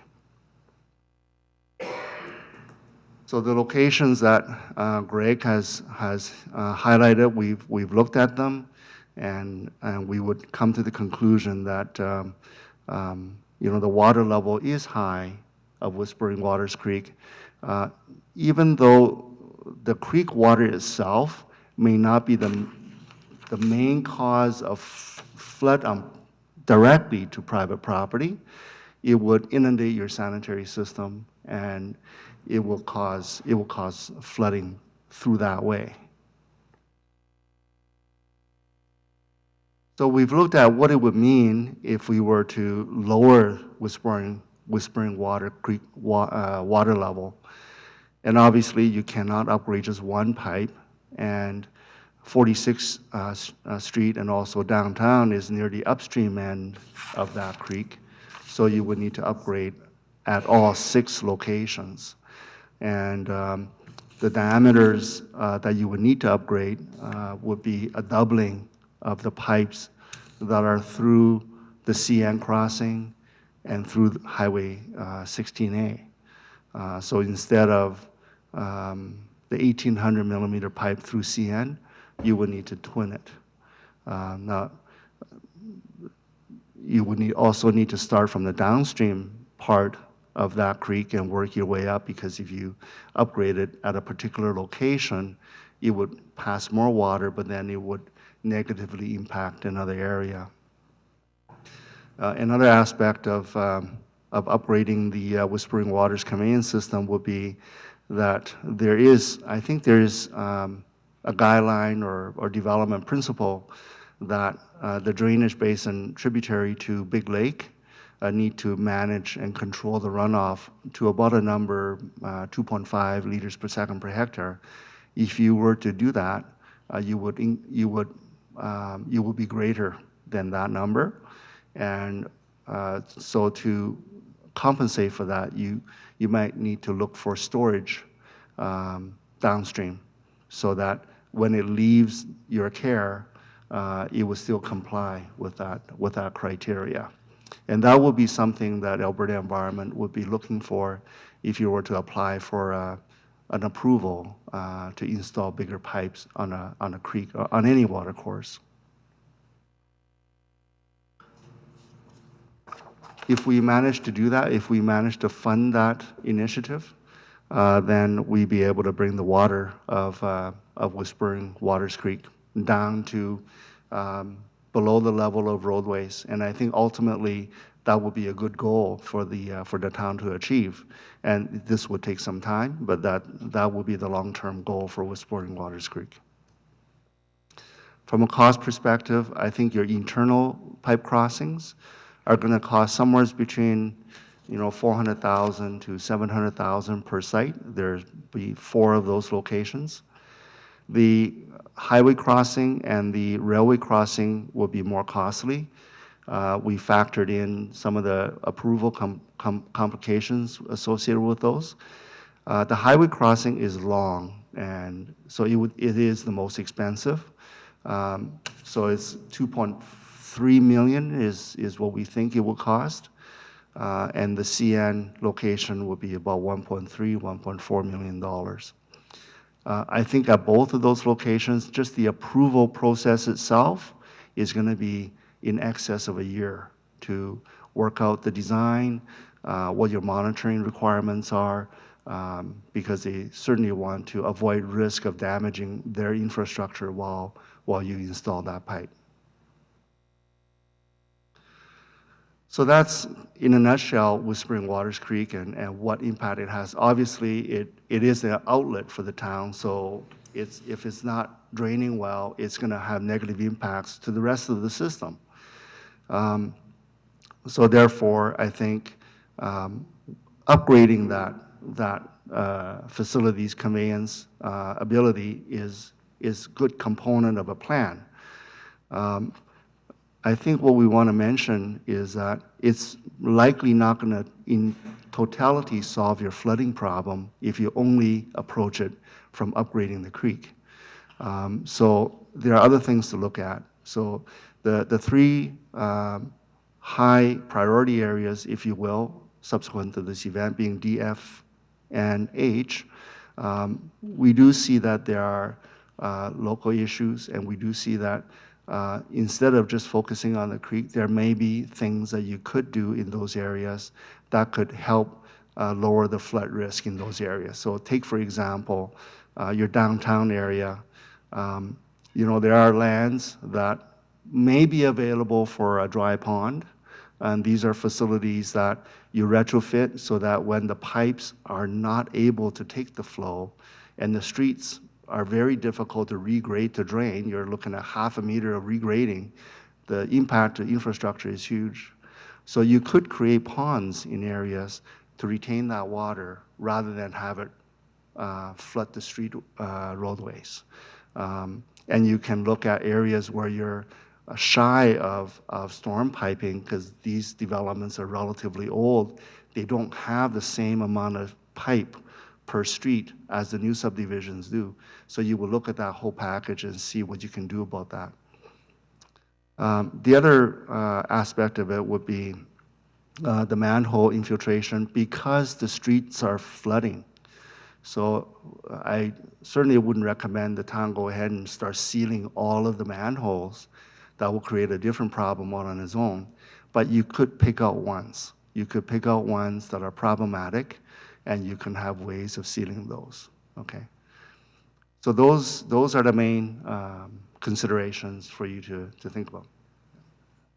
Oh, sorry.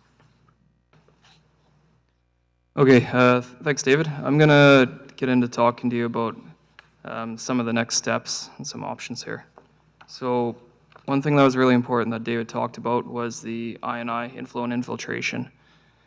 A really good example of this was on 46th Street and the sewer issues. How come you had sanitary issues during a rainfall event? And so what David said, you could just go straight to that area and just start plugging some sanitary manholes. A better approach is to do a study of the whole town, and it'll give you a better idea what areas are actually having trouble, not just randomly guessing, let's go fix this one and this one and this one. It's also a requirement as part of the Alberta Capital Region Waste Commission is to do an I&I study. It is on the books to do one next year of the entire town. In general, the way it works, I'll just give a quick explanation. With an I&I study for this town, you would look at your three sanitary trunk mains. We have a western trunk, we have a central trunk, we have an eastern trunk. The western is very little on it. Essentially, the brickyard is the main thing that's off the western sanitary trunk. The eastern sanitary trunk, you have a few areas, a little bit of the fairways, the far eastern sides, but the central trunk is the major player for Stony Plain, as we know. That covers most of the flow. So what you do is you go ahead and you put flow meters at the downstream end where those three central trunks combine into one. Just before they combine, you put it at all three. And then you can see from the flow meter on each sanitary, when you get a rainfall, how much it spikes, because then you know how much infiltration you're getting at each one. From there, what you do is you chase that upstream. So you chase the central trunk up further to where it splits in again into a Y, and then you chase it further and further. From there, after you do the study, it can take about 5 months. Usually do it over the entire summer. You have a really accurate graph anytime it rains, exactly where you're getting infiltration into your sanitary line. It's a very good way. It would have been great if we had done it this year. You would have perfect data on a storm event where you're getting infiltration. Plus, it's rained almost every day. It would have been the perfect summer. So next year, that's scheduled to do that. And when you do that, you will see exactly what areas are trouble areas, and you'll find it's a few things. It can be things like David said, where you're getting infiltration into sanitary manholes. It can be old areas of town where residents are combining their sump discharge directly into their sanitary line in their house, and the town might not know about it. If you're looking at a resident, one person doing that, it doesn't seem like a problem. He doesn't want to discharge his sump pump onto the street. He goes and ties it in his basement, thinking no problem. But then you get a problem if his neighbor and his neighbor does it, and suddenly you got 30 people, or say you got 10 people on one street that have all done it, and the next time it rains, their entire neighborhood can't handle any sanitary. Well, now they've made a problem for the entire area. So this kind of study will show those sort of things. And then once you get to the target areas of where you know the issues of infiltration are, you can do a little bit more. You can do smoke test. You can do those kind of things. And then you start knocking on doors. Hey, we found your house has some kind of infiltration here. You're tied in. So it's a really good way to approach what David was talking about. I talked about earlier, some rain gauges would be a good thing around the town. They're relatively inexpensive. Usually they're about $2,000 per rain gauge. So I would just recommend putting 5 of them on the north, the east, the south, the west, and the central. It would just give you your accurate data for a storm event. Other than that, you're probably not going to use them too much. You're going to check Environment Canada and see how much it rained. But in this storm event, it would have been perfect because Environment Canada said it rained 7 millimeters, and we know we got 70. That's when you want your data for this. Especially it helps if when Justin does his talking here about requesting funding from the province, and you have really accurate numbers to give. Okay. The last thing I'm going to talk about here before I pass it off is local system maintenance. So one thing people say, your culvert flushing and your cleaning. Are you maintaining Whispering Water stream course? What are you doing to help that water flow?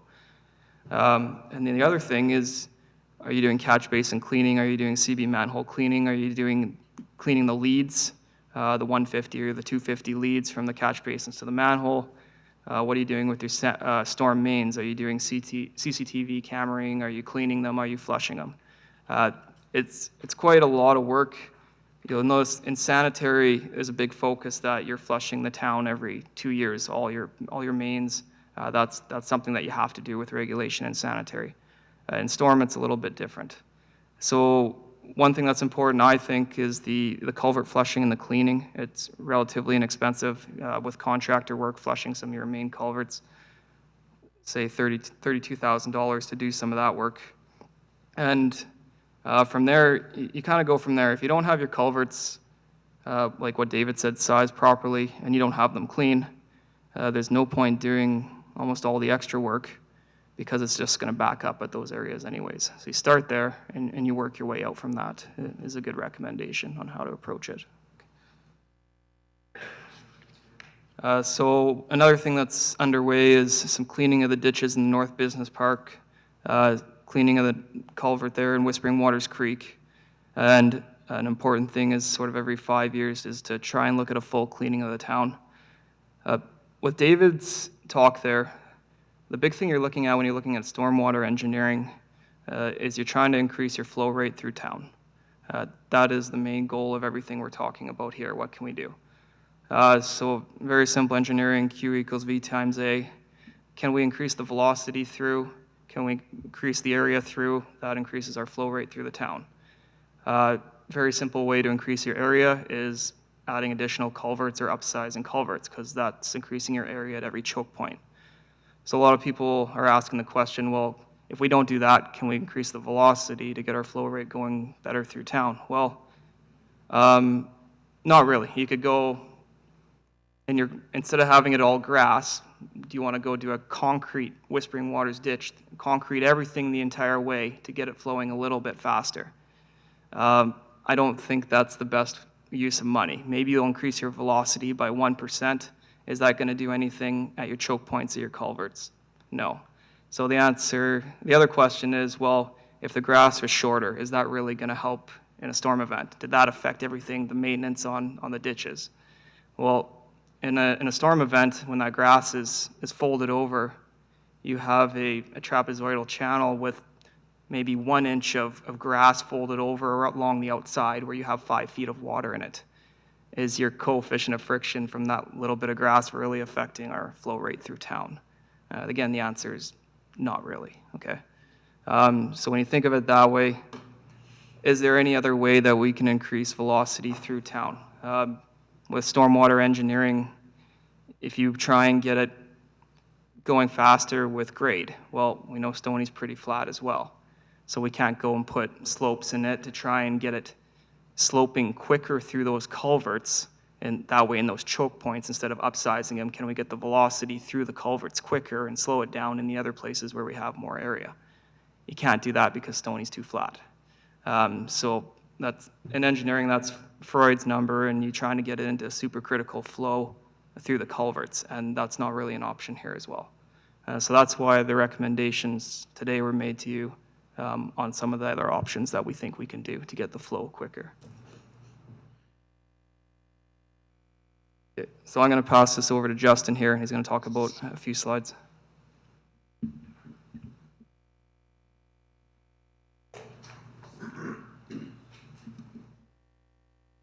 The first part I'd like to bring up as part of the recovery process. Engineering's been working closely with the AEMA to provide provincial assistance for these storm events. Currently, there's 2 programs available to municipalities.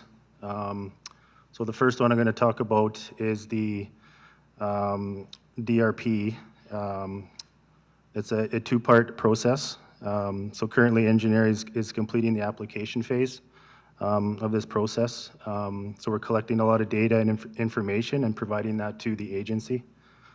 During this process, engineering has met with the agency, and the feedback from them is to really encourage residents to contact the town if they have not already. This not only provides us with accurate numbers, and we will be able to develop a proper mitigation plan moving forward.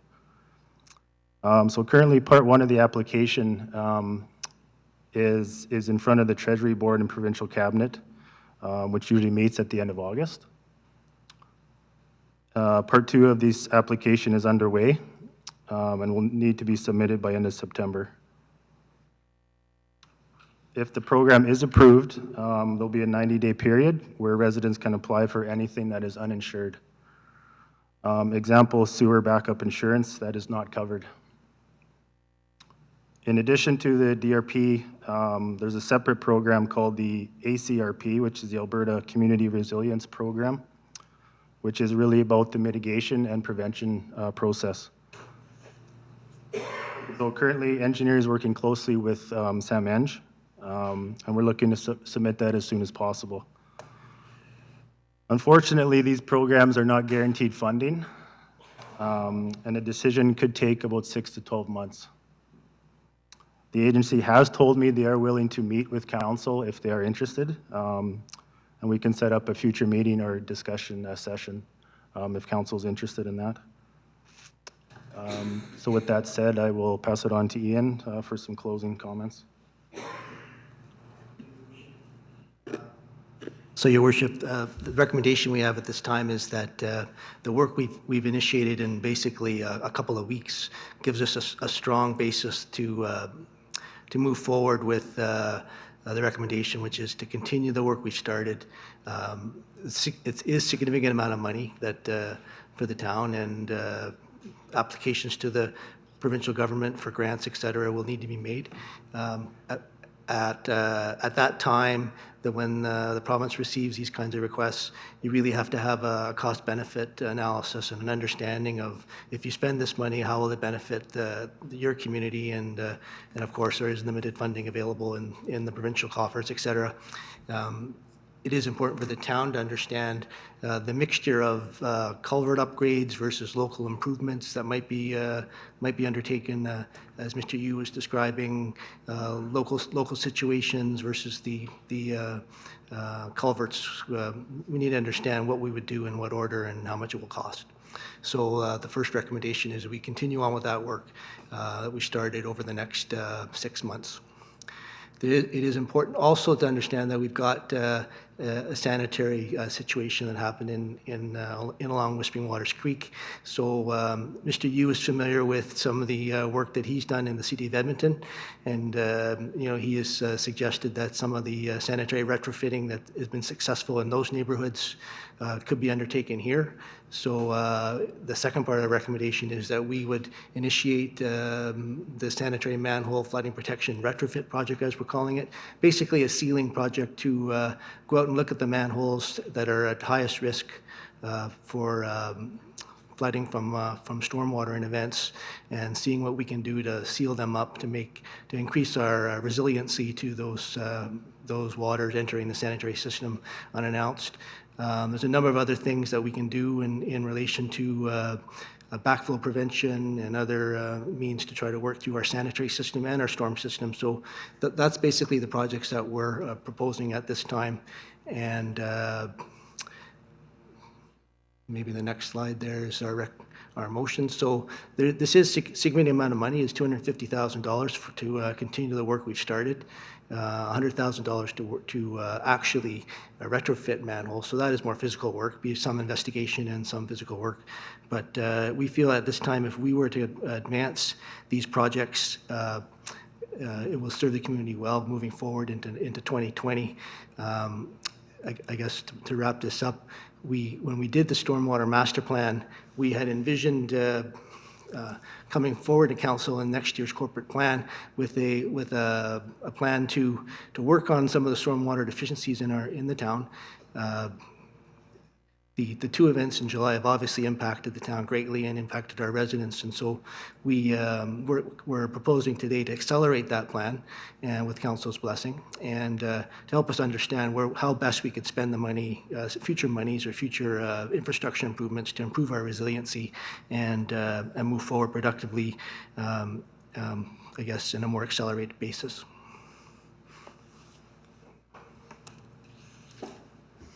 Thank you very much for your presentation, and that was very informative and insightful.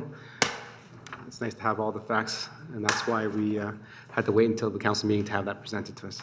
Members of council, any questions and comments regarding the presentation? Councilor Laurie. Thank you, Your Worship. I've got a couple things, but just one thing that I flagged in the presentation when we went through it, it's showing as page 121 of 179 in our council package, and it's part of the next steps, the storm system maintenance service level increase.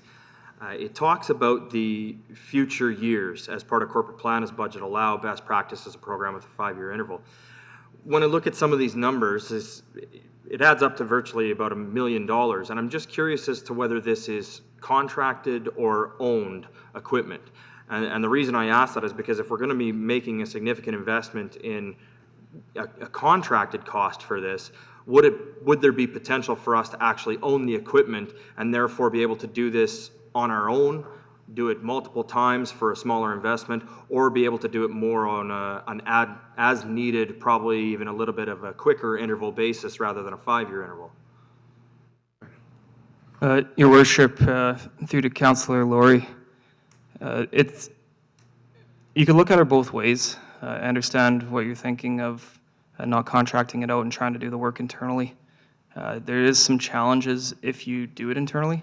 I would caution you on that just because the work is only going to be done probably in the summer months. So what are you going to do with the additional staff and equipment during the winter months? The other thing is that we don't have internally enough staff or the equipment right now to do this kind of work, undertake it. So you would have to hire additional staff, you'd need additional equipment, you would need a larger building to store the equipment. There'd be quite a lot to it. So it wouldn't just be as simple as having our current resources do that work. That's my only caution. And as a follow-up to that, what are some of our regional partners doing? Obviously, I'm sure Parkland County probably doesn't have a lot around this, but they may have some similar. But obviously, the city of Spruce Grove would be dealing with a similar situation with their catch basins and all of their drainage programs. So how do they manage theirs now? Do they own equipment or do they contract out? Your Worship, through to Councillor Laurie, I can tell you that most municipalities struggle with this topic of maintaining a storm system.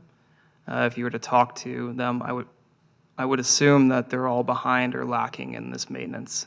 Some not doing it as much as they should be. So potentially another project that we could look at, something, maybe a regional solution where we come together and we work to a solution that will help both communities at potentially a little bit of a reduced cost. Correct. Thank you. And then if no others, Your Worship, I have another question. So I'll just go through. Any other questions from members of council? Sure, because then we can go back, because he might just take all the time. So if you have a question, raise your hand, so I usually try to balance it between everybody. Do you have a question? Okay, Councillor Mattis, go ahead. So my question is with regards to the existing stormwater that is, all surrounding the main area where we've had lots of flooding, and there isn't stormwater there.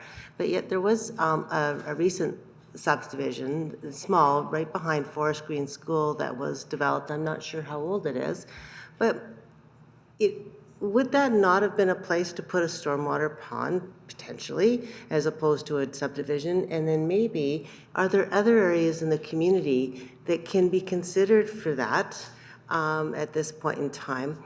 Secondly, I need to understand is the water that is flowing through this community, even though we do have storm ponds, are they impacting they are impacting the amount of water that's going through Whispering Waters Creek, right? Mm-hmm. So in terms of adding to the infrastructure there is great, but I'm trying to understand is like, let's take another example, Forest Green School. Could we not put a lower soccer field or something? I don't know the answers, but are there some other lower cost solutions that could alleviate some of this problem as well, just based on what we have in our community today? Your Worship, through to Councillor Mattis, exactly, you raised a couple good points there. So I'll start with the first one, the more recent subdivision by Forest Green School. Yes, that probably would have been an excellent location for a storm pond. Realistically, any land beside that creek would have been an excellent location for a storm pond. Unfortunately, there is none at this time.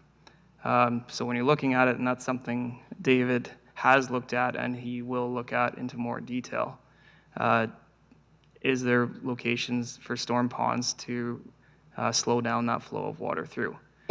That being said, if there is locations, that does reduce the cost. Unfortunately, most of that area is completely developed. So there is not an easy place to go install a storm pond, whether it be a dry pond, whether it be a wet pond. There is just no land available.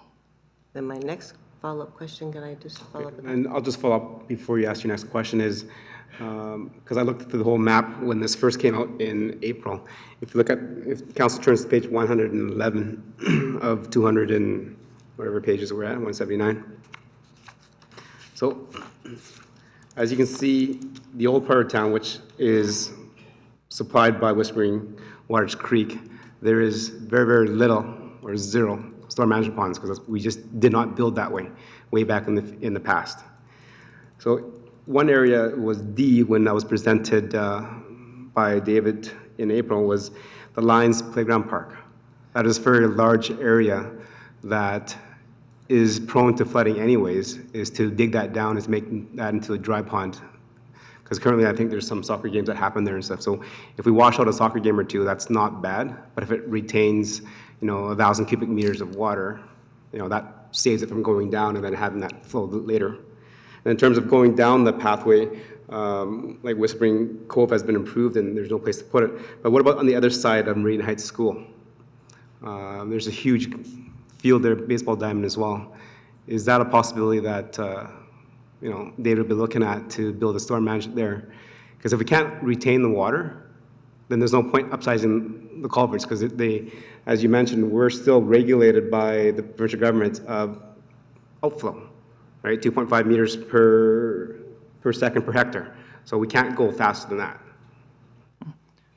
that. Your Worship, just in response to that, so you're exactly correct. We are regulated by that outflow.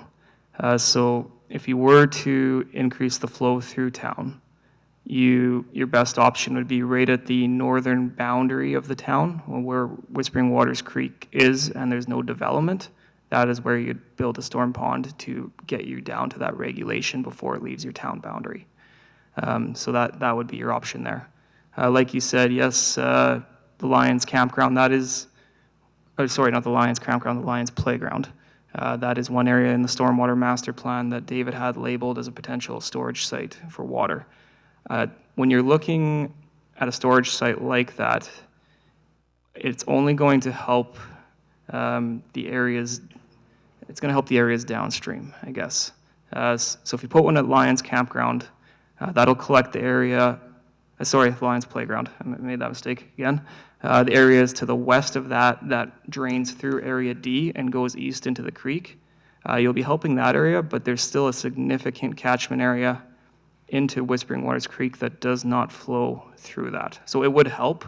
Would it prevent everything? I don't believe so. But it would definitely help in the localized area of Area D. Okay, so it would help, but then also if you reduce the amount going into Whispering Waters Creek, then it helps downstream as well. Yes, To a correct. degree. Councilor Matthews, your second question? Yeah, but just following up, so basically as we go, south to north, and the water flowing in that direction, so if we reduced on an annual basis the amount of water in stormwater ponds in the community, so for example, and Ducks Unlimited, my neighbor, just shared that they reduced the water in the stormwater ponds on an annual basis because it allows for the breeding of the birds. They can bottom feed. It's very good environment for them. And so they do that amongst other reasons why. So if we could reduce some of the stormwater through mechanisms in the community, then that may also mitigate or reduce the amount of flow throughout the community. Would that be correct? Yeah, it's reasonably correct. You got to think through Whispering Waters Creek, we don't have a storm pond, so it doesn't affect that one. But with regards to other ones, the engineering design of it, they'll set the outlet culvert where it can freely drain through, and it does keep the water relatively low. In that storm pond, a good one, for example, let's say South Creek Storm Pond. That's a pretty good one there. It's relatively new. It'll be kept at a low level, but it'll be able to contain that 1 in 100 year level as well. So the water will rise, but there'll also be enough freeboard where it doesn't go overtopping the bank. So it just contains it for a period until the storm is done, and then it'll slowly drop the water back to what it was before. That's how they're typically designed.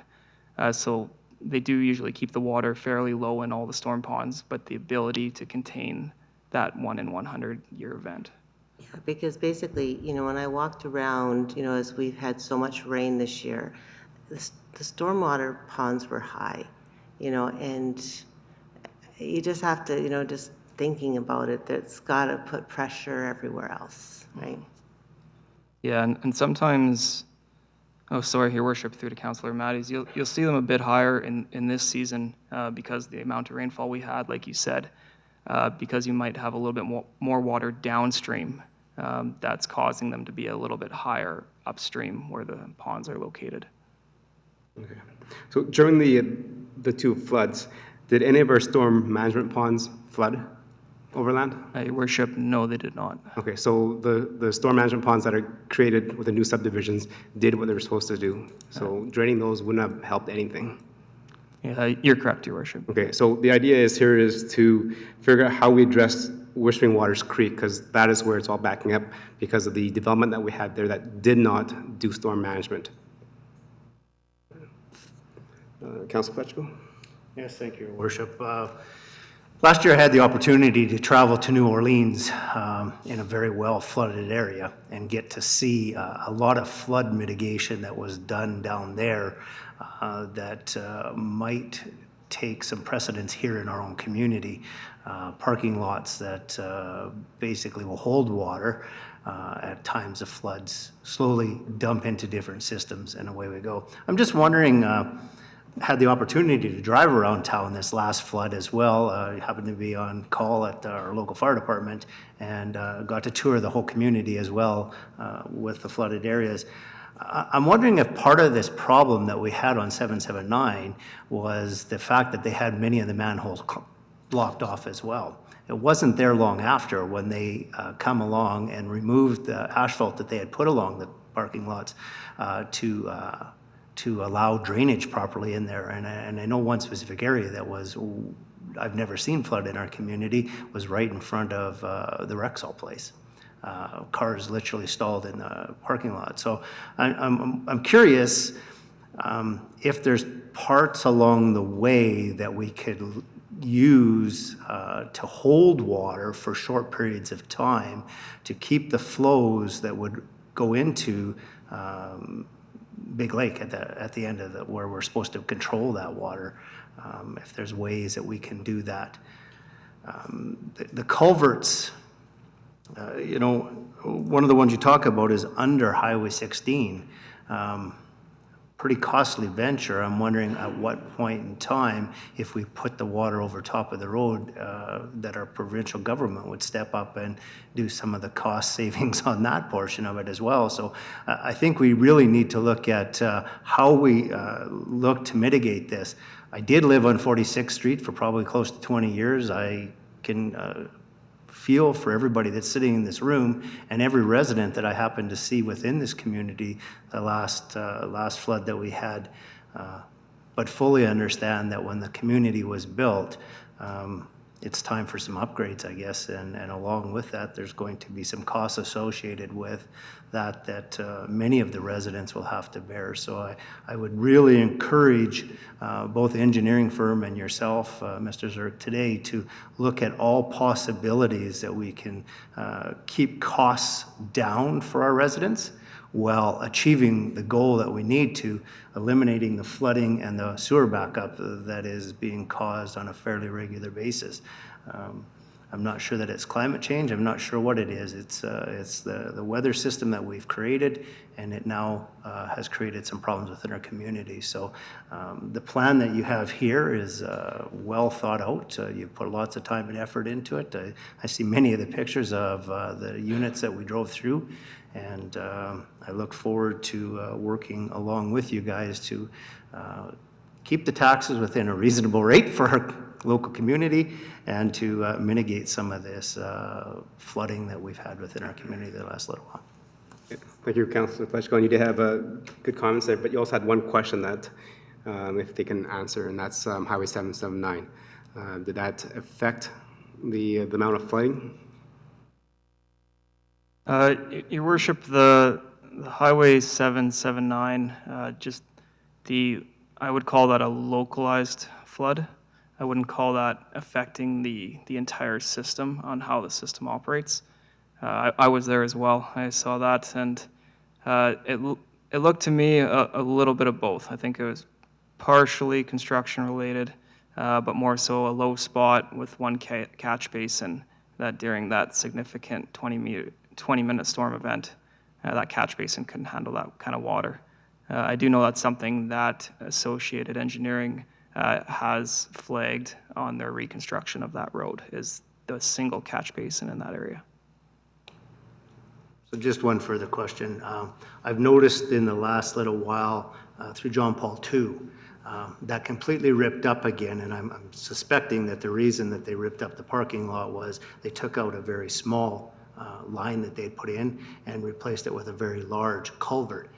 Now, I'm suspecting that that will help that area, but does that put more strain on the downflow of the culverts that we're talking about replacing now? Because we have improved that area, but we're not doing nothing further. So we're going to be able to get water from the Glens area away a little bit quicker, but it's going to fill the creek a little bit quicker too. So some of the concern would be, how do we mitigate some of that in the short term to help prevent 46th Street from flooding? Okay, Your Worship, through to Councillor Plechko. Yeah, exactly what you mentioned there is a really great example of what you talked about in your previous comment of underground storage options. So in that exact area, I remember the design, they were looking at two things of one, making the storm pond bigger to the southwest of that, or can they do exactly what you said and store more water underground as a holding option? What they ended up doing there, that culvert isn't for full, it's not designed for full flow. It's designed as a holding culvert to store that water. So that was the way they did. So, and that's pretty common. That's something that, so David, Sam mentioned they would look at when they're, just what you said. First off, usually culverts are the cheapest. Well, a dry pond where you have land is the cheapest. If you don't have land, then you usually go look at your culverts upsizing, which is what the study we've done. And then usually the most expensive is storing water underground. Good example, you see it in a lot of developments too. The Walmart in Spruce Grove, they'll store it all under that parking lot, just like you said. But for us to go buy up parking lots along Whispering Waters Creek and install huge culverts underneath as a holding tank storage, I would guess that your cost would be higher than increasing culvert size, but that's something that the engineering design would have to look at, okay? Councillor Loy? Your worship, and thank you, gentlemen. There's a lot of the information you've given us is extremely valuable. I've lived on Whispering Waters for 30 years, so I think I've seen every of the major floods that have come through there, and they're major. And I live at the very south end, north end, just before we had Highway 16, and I've seen that little creek turn into a river. I look at page 115 of 179 here, and you're actually promoting here, because this is the culvert upgrades, almost doubling everything going through. At what point, if we were able to move the water out of our town quickly, and obviously we want to as quickly as possible, but when we get, let's say, outside of our boundaries, so we've crossed 16A, now we've gone through and we're getting close to Highway 16. And I remember half a dozen years ago when that major culvert blew out on that highway. If we move this water out of our jurisdiction to the edge of the other jurisdiction, can it handle it at this current time, or is the provincial government going to be required to, A, put another culvert underneath that highway and keep things moving, as the mayor said, towards Big Lake? Your worship, through to Councillor Loy, that example, exactly like what you said, in 1996, when the water went over that culvert on the highway there on 16A and actually ended up closing the entire 16A laneway with that flood. By adding in the additional culverts like that was proposed or shown to you in this, we would have to build that storm pond at the very north end to get us back to that flow rate of 2.5 liters per second per hectare. So you'd be flowing quicker through town, increase your flow rate, and then you would slow it down with a storm pond at the very north end of town, so you're not releasing any faster than you currently are with your Big Lake regulation there. Yeah, I'm satisfied. I'd like to see the water get out of our jurisdiction as fast as possible into a part of our jurisdiction that does not cause any more harm. Deputy Mayor? Thank you, Your Worship. Through you to administration. Just a question of clarity regarding the $250,000 that the motion is asking for tonight. If I understand it correctly, this is for a cost-benefit analysis so that we have a better leg to stand on when asking for grants. Your worship, through you to Councillor Meyer. So in essence, some more preliminary engineering on all of the topics of today, including the stormwater management at the north end and local situations and some of the local parks, et cetera, and storage and swales, piping, taking all of that, including the culverts, and coming up with a solid recommendation that council can understand and take to the community, and to say this is the best use of any future money. And then the side benefit to that would be it would support grant applications to help improve our community's resiliency, and hopefully the province would agree. Just a follow-up. Go ahead. So, from what I've kind of gathered from tonight's conversations, is the culverts are going to be a key critical part of this solutions. The $250,000 will look at those as well as a number of other smaller possibilities that we can do to mitigate some of this. My question then is, will the $250,000 that we're going to spend, will we reap those benefits back I mean, obviously for everybody here, their basement's not flooding, that's but the small solutions like the Lions Park solution and what have you, are those,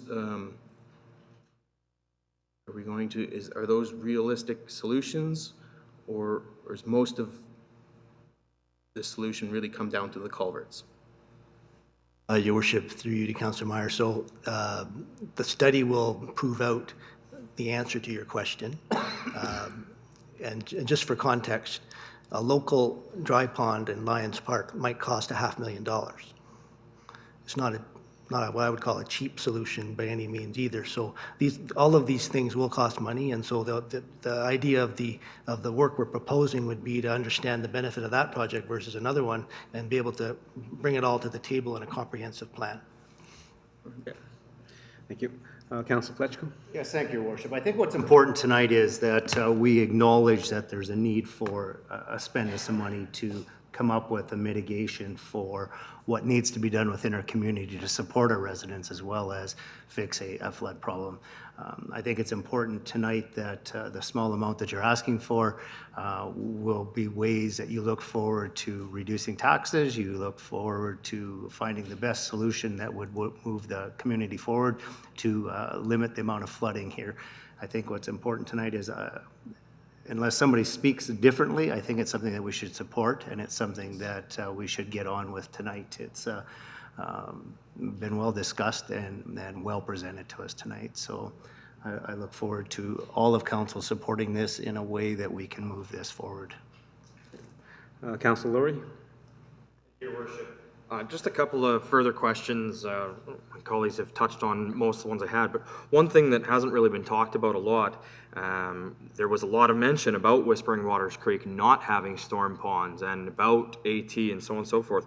But there is a brand new storm pond that AT has installed right adjacent to John Paul II Catholic School.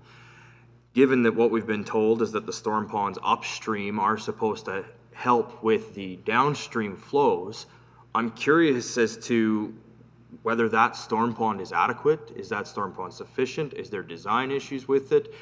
Has it been looked at as to whether it did function properly during these storm events or not? Because prior, we've never had this storm pond.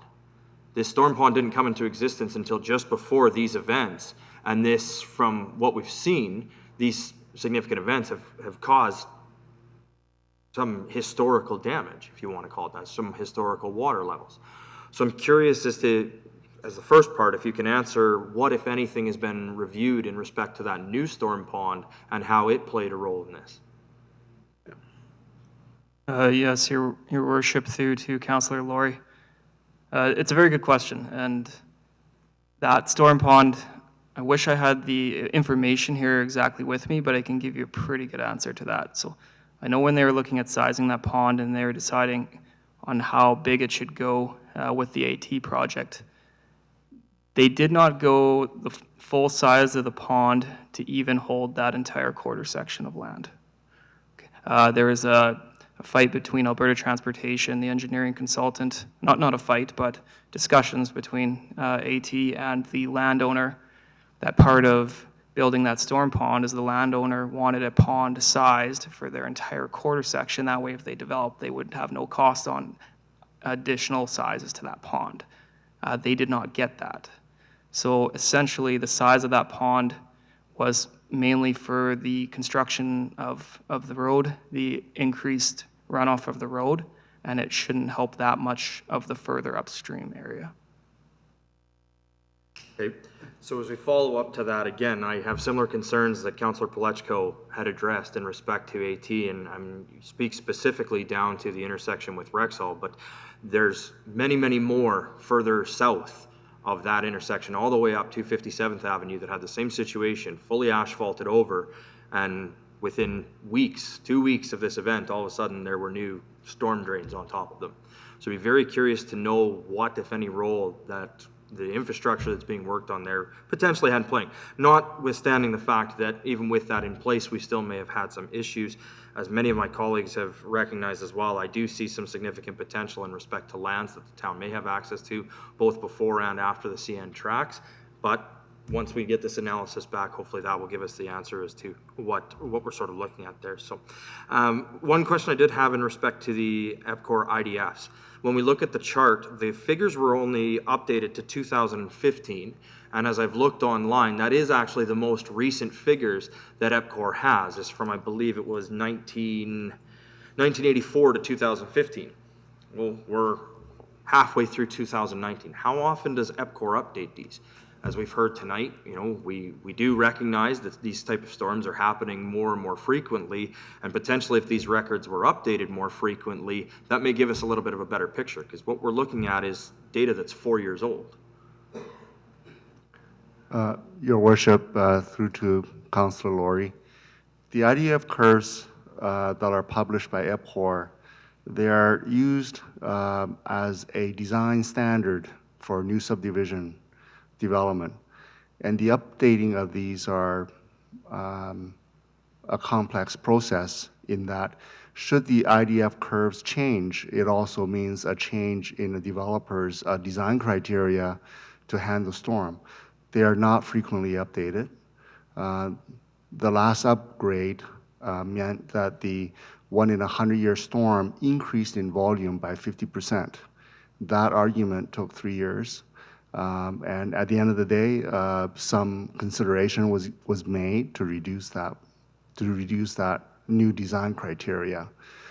I would suspect that the review is ongoing because we're learning more about our storm system, but at what time we physically update those IDF curves, I would say less frequent than once every 5 years.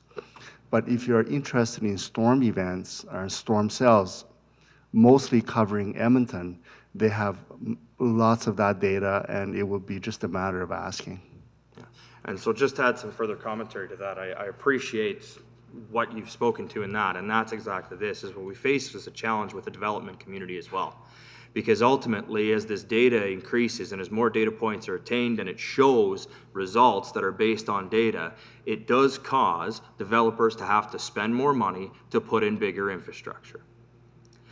So I look at these charts, and quite frankly, some days they're only worth the paper that they're printed on. Because unless we stand up and we start holding higher standards in respect to stuff like this, these are the type of things that are going to keep happening.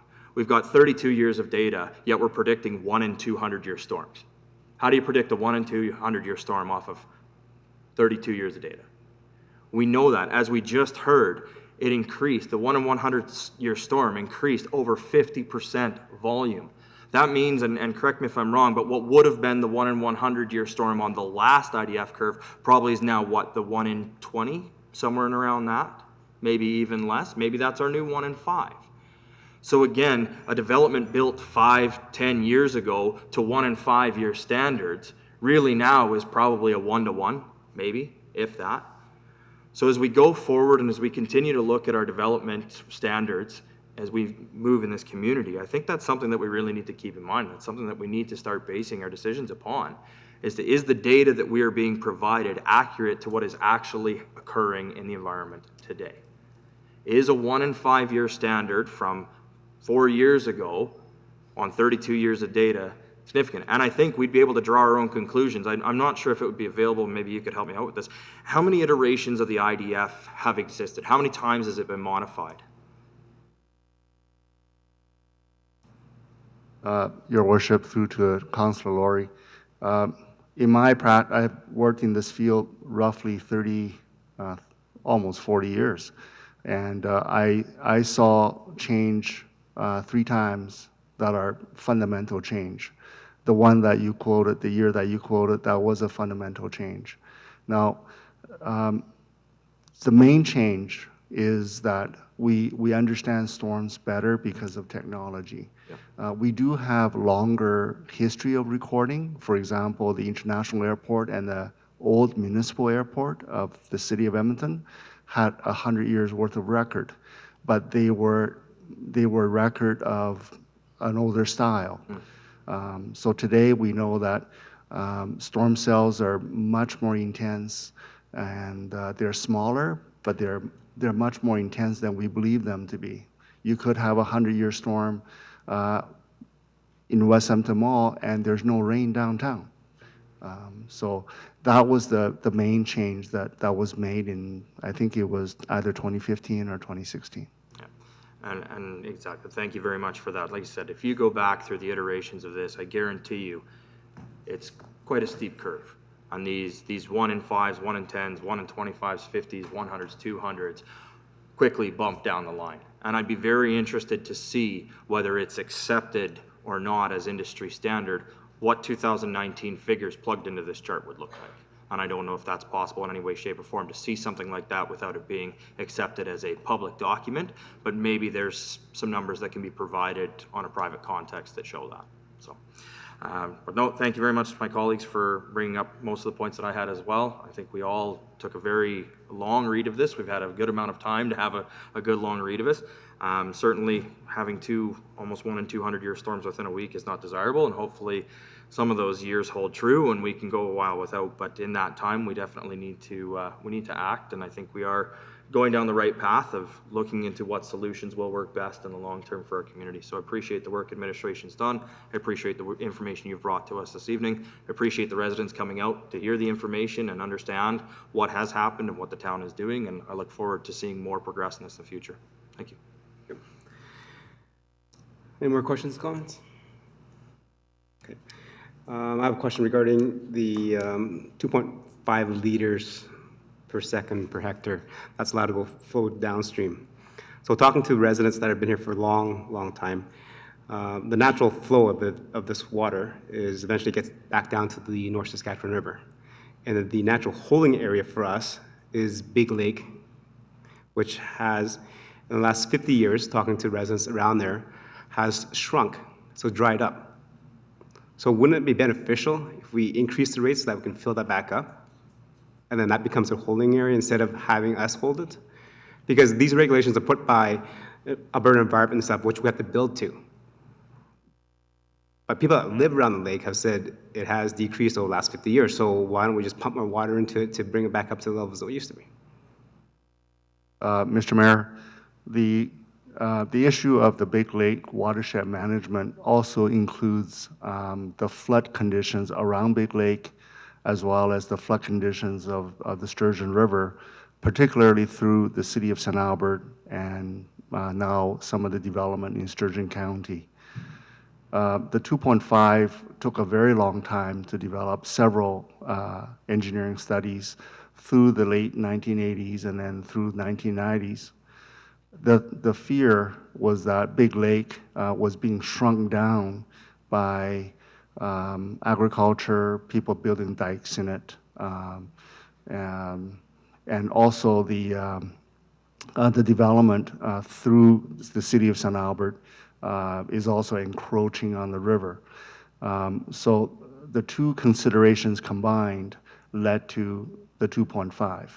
And in part, I think the province of Alberta also recognized that Big Lake is a big resource that must be kept for water retention. And they have, I believe they've acquired a significant amount of land around Big Lake to retain its natural retention value. And if you were to look back in long history, 100-year-old history, Big Lake was bigger than it is today.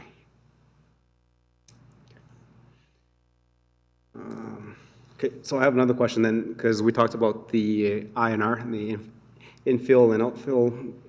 If we do that study, we know when we developed in the past, we allowed weeping tile and septic tanks and sump pumps tied directly into the sewer mains. And that's also one of the reasons why it gets supercharged faster than it should. Now, is there, if we find developments or houses that do have that are tied directly into the sanitary system, do we have any recourse to make them disconnect so it doesn't go into the sanitary? Your worship, to answer that question, the typical practice is you would allow them to tie in if there's a storm line that they can tie into. It's not encouraged to have them tied into the sanitary.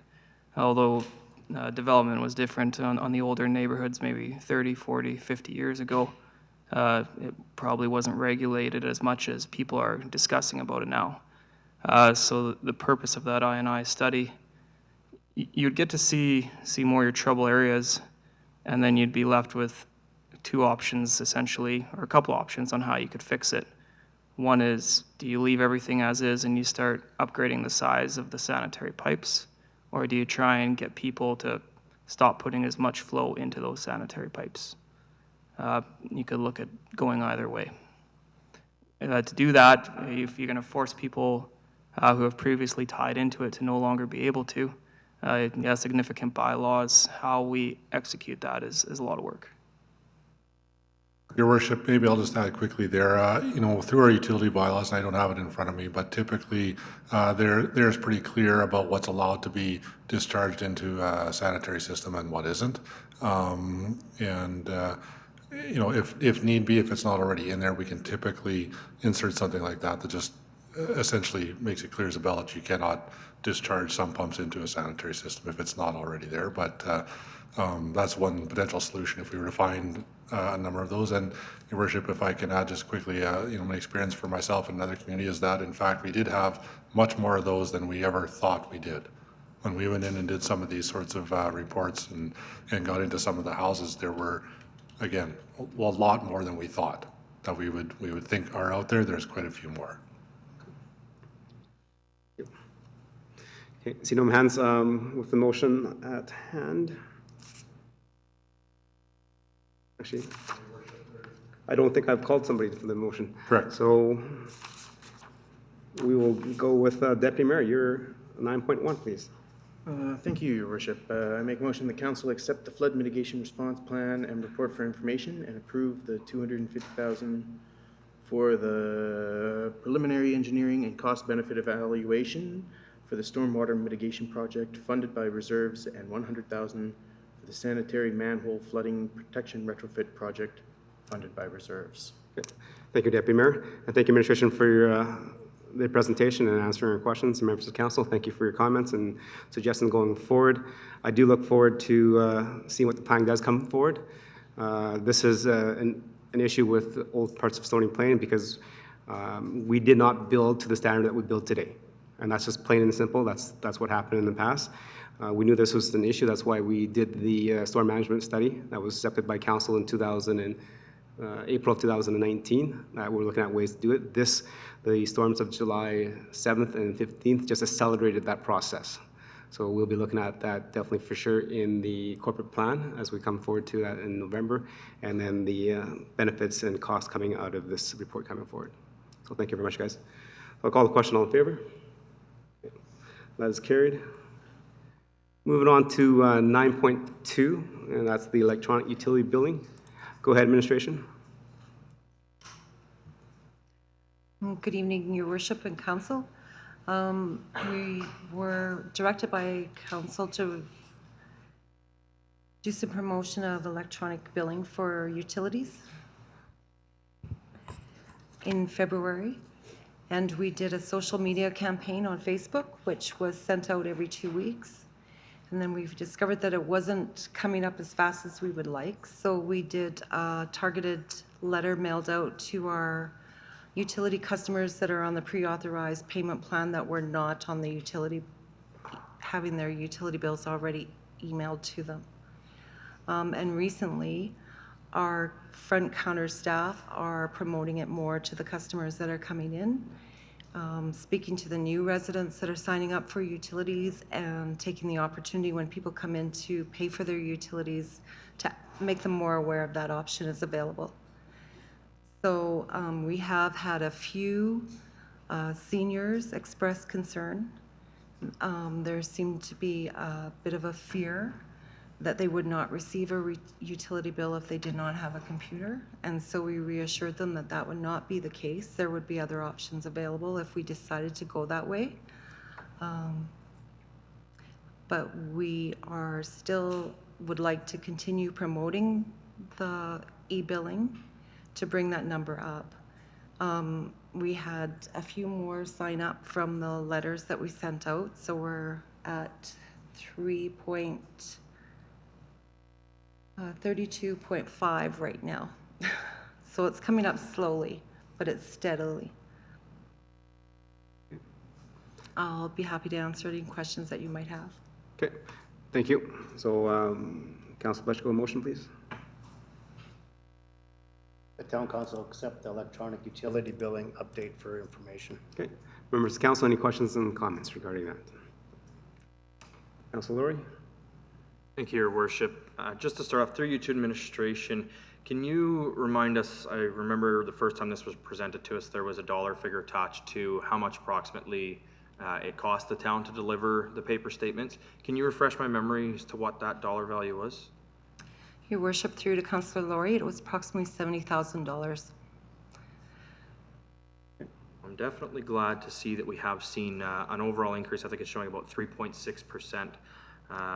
You know, we would obviously, I think, like it to be more, and I think depending on what we move forward with, there's potential that there might be a quick upgrade. One thing I do like seeing is it appears on page 130, the residents without home internet access could apply for exemption, allowing them to continue receiving mailed paper utility bills. Residents will be required to apply annually for the exemption. One thing I would maybe just suggest and or recommend as well is I would assume that some of those residents may still even be coming into the town office to pay their utility bill. So, you know, as we have at the library, maybe it would be something worthwhile if we are going to move to electronic statements. Maybe we should look at potentially having a computer available in the lobby. And that way residents could come in, they could get help from staff if they need to in order of how to retrieve their bills. And then they could either pay it directly at the counter, or they could then take that information and directly take that to their financial institution. Because I'm guessing if they're not willing to receive them online, they're certainly not paying it online either. So kudos to administration. I know it's a bit of an uphill battle, but I'm very glad to see effort was put forth. I did see the ads many times and looking to move to that. So, you know, as much as we would have liked it to be more than the overall increase of 3.6%, 3.6% that's still more than we had before. So thank you very much. Thank you. Any more comments and questions from the council? Just one. Okay, go ahead, Deputy. Just sort of a follow-up to Councillor Laurie's comment. The residents would be, the last line there, residents would be required to apply annually for the exemption. It just strikes me as a touch burdensome unnecessarily. Is there, I mean, is that, what's the reason? I think that might be so that you know that it's the same person that initially applied for the exemption is still the person that's living in the house and using it.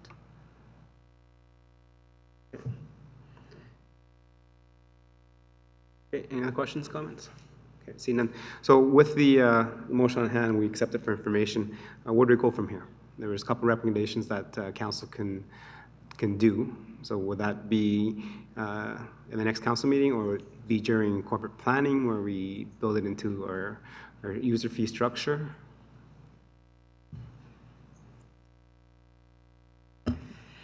Your Worship, I guess with just accepting the report for information tonight, we would proceed with option one of just continue to promote and send out targeted letters and sort of continue on the course that we are, trying to get that number up gradually. If council could direct us this evening or at a subsequent meeting to move forward faster. And so one of those, you know, the other option presented here is the second option in your lead sheet tonight on 129, page 129. To start charging for the paper bills that would go out. So St. Albert, we've been monitoring them, so they did give their residents a 6-month notice period before they did that, and they have just gone live with that on July 1st. So we continue to kind of monitor how they're doing and what their experience has been, and we can continue to update council on that. But at this time, we just continue with this sort of slow approach of slowly converting people over, which seems to be what the majority of other municipalities have done at this time as well. Thank you. Any more questions? Comments? Okay, then I have one more question then. Regarding our utilities bylaw, I believe in the bylaw, we're allowed to recoup our costs for operating water and sewer and et cetera. And we're also able to collect money to build a reserve to replace infrastructure projects. So isn't mailing out a bill part of the utility costs and should be included in that? Your worship, through to council. Those expenses are built into the water bill, and they are right now, but it would potentially bring a cost savings, because every year your water bill is going up as we have additional costs. So this would be a way of bringing down one of the costs that are influencing that bill. Okay, so then that answers the question. But then through the advertisement and all, it's just asking you to promote that, but doesn't say the reason why. Is it to reduce our cost? Right? Because what I read is do this, or if we might think about just penalizing $1.06 for having paper. Your worship, we can update the social media advertising that we're sending out to include that there is that possibility of reducing overall costs for everybody. Right, so thank you. So then that's a different conversation when we're having with our residents, and because we're looking at reducing the cost overall for everybody. Councilor Pletchko? So just a bit further to that then. So those that have we reduced their bill by $1.06 a month? I mean, it sounds trivia, but they've come forward, they've done what is needed. We've asked them to do it. There's a cost of $1.06 that is actually charged to their water bill. They continue to subsidize those that aren't. At what point in time do we stop the subsidy for those that aren't and penalize those that are? Your worship, through to Councillor Pletchko, that is mainly what option 2 is that if you choose to stay with a paper billing, then you pay the additional charge. Right now, the cost is still absorbed by all of the rate users. Right. So good point, Councilor Pletchko. That's something we have to discuss a little bit later on. Okay, anything else? Okay, seeing none, I'll call the question. All in favor? That is carried. Thank you. Moving on to 9.3 is the 2019 second quarter report. And go ahead, administration. Your okay, worship. Just a second before that, we'll just call a 5-minute recess. Sorry. Yep. I just got teed out. Somebody needed it.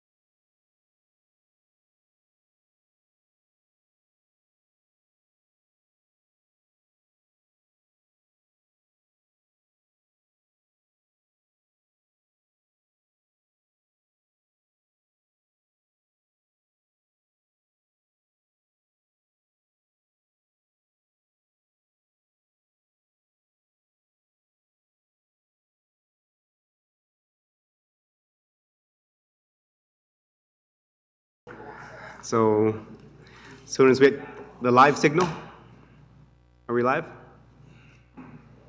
Okay, and welcome back, and continuing our agenda, moving to 9.3, which is the Stony Plain 2019 second quarter report. So go ahead, administration.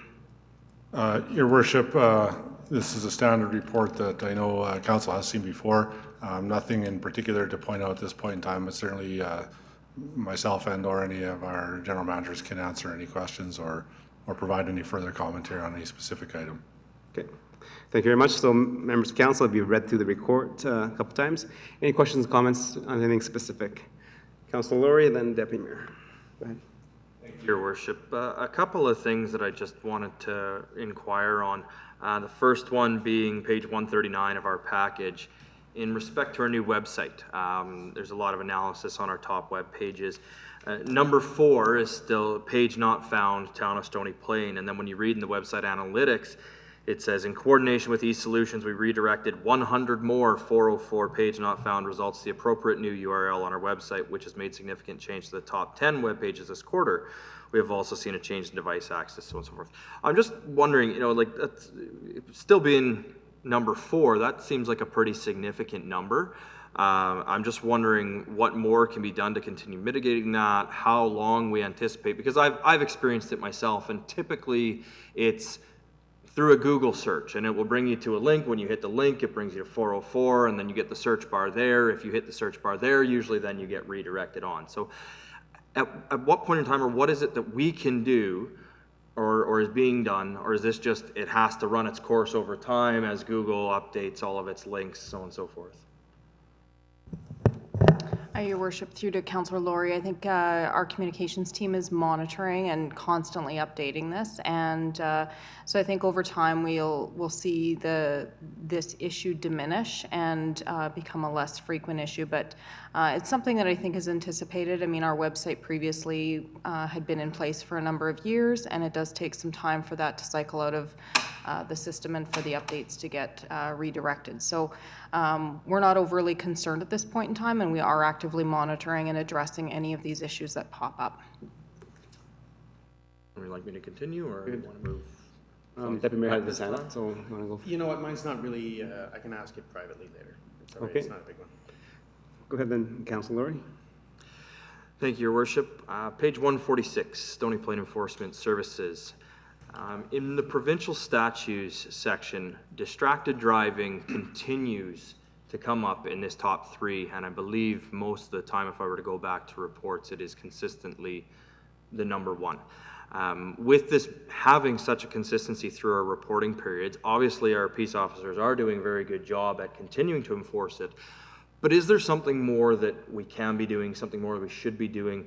For instance, have we even thought of having some type of a bylaw Facebook ad that runs or Facebook post that runs, discouraging it, showing the statistics of what just our enforcement officers have issued over the last 3, 6, 12 months, so on and so forth. I mean, I understand this is an issue not just in Stony Plain, but province-wide, country-wide, worldwide. But I'm curious, if this continues to show up in our top 3, what local initiatives are we considering or have we considered in order to start trying to eliminate this as much as possible in our community?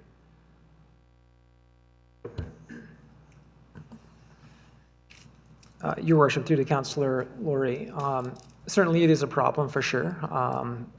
If you look through the entire report for enforcement services and you look at that 61 for distracted driving, there's probably another unsightly, that's a large number that we do quite a bit of work on. So it's something we can certainly look at doing. Again, it's probably more along a resource load in terms of the time to put that stuff together and get it out and do a solid job with it. It's just we're picking the topics that are probably more not being covered by another jurisdiction. So distracted driving, you see it on TV. There's other hit points for distracted driving that the town of Stony Plain doesn't necessarily have to do because it's not being done. So it's not that we can't do it. It's probably one, the answer is probably there's other things that we're putting our time to because they're not being addressed by another agency.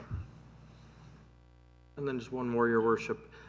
Page 152 of 179 in respect to Heritage Park.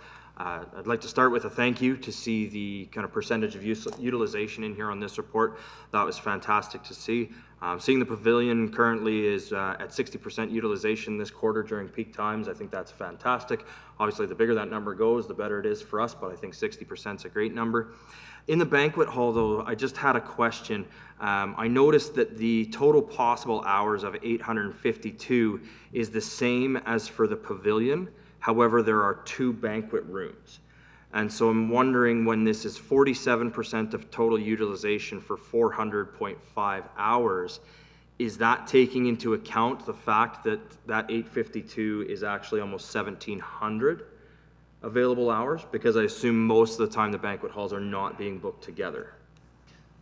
Your Worship, through to Councillor Laurie, if you wanted to, certainly, because there's 2 floors, you could double, or because we also have the Lions Den too as a 3rd facility, you can almost triple that. But what we're showing here is the hours that the building is open for potential rent, whether it be the 1st floor, 2nd floor, or the Lions Den. So the potential hours of the building are this, so the occupancy or the rate that the building is booked is that, based on the opening of the entire building, not separate floors. So in theory, yes, if you individually take the floors and split them all out, then the numbers would change quite significantly from that perspective. And then just the last part in addition to that is, I did notice there's a little bit in the pie chart that talks about internal programming, but I'm wondering, in respect to the banquets, the conference meetings, so on and so forth, trade shows, etc., is there a percentage of this that is considered internal versus external, or is that internal programming strictly our internal usage? Your Worship, back to Councillor Laurie. Yes, the internal is what we would use, or what we would do on a tri-municipal. So the mini monster bash, as an example, would be an internal program. Farmers' Days would be an internal program. Some of the other things that we do and we function and provide to the community, the movie, Canada Day, those types of events are internal programs. So the 35 hours in that quarter basically represents what the town of Stony Plain or some of our partners utilize the building for. FCSS is another that utilizes our building for certain events that they're more or less an internal. And just in respect, sorry, then in the for instance, the conference meeting piece of the pie, is any of that time meetings that are booked by and used by town of Stony Plain? So whether this is an all-staff meeting, or it's, a tri-council function, or something like that. Your Worship, back to Councillor Laurie, when you're talking about a tri-municipal, so when we have the Mayor's Prayer Breakfast and those types of things, we do cost that out because all 3 partners are contributing dollars to it, so the overall cost of the event is sliced 3 ways. So that would be included in that conference. There are other agencies, Parkland County as an example, books our facility for some of their staff events. That would be included in those hours. And there are other agencies out there that do come and book our facility for certain things. Alberta government sometimes does their staging here for the Alberta Games or the Canada Games and those types of things for athletes in this region. So we do have people outside the community coming here because we have the larger space. Excellent, thank you. Good. Thank you. Any other questions? Councillor Matties? Through to administration. I had some of the same comments too, with regards to facilities usage or some of the enforcement information. It's very hard to ascertain how things have changed. Have they improved? Have they gotten worse? Things like, for example, handy bus, is the usage up?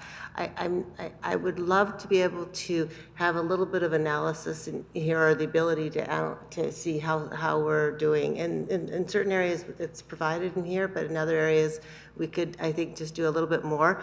The other thing that I had spoken with before, and it was something that I brought up with regards to another municipality, that they called it CAO involvements, but just basically updated the major activities or initiatives in the town. And they called it CO involvements because the CO is, the major things that we're involved in, and it gave an update, and I'll just give you some examples of, like, for example, that's the downtown redevelopment, road construction, Somerville, whatever. To just make sure that we know what the status is and what's the next step I just feel like sometimes I'm missing, and I'm having to ask questions when I come to pre-meetings, et cetera, as to what are the status of this or that, whereas if I had a document that was just a one-pager that could be updated, however, in line with this, it would be great. Thank you. Any questions, comments?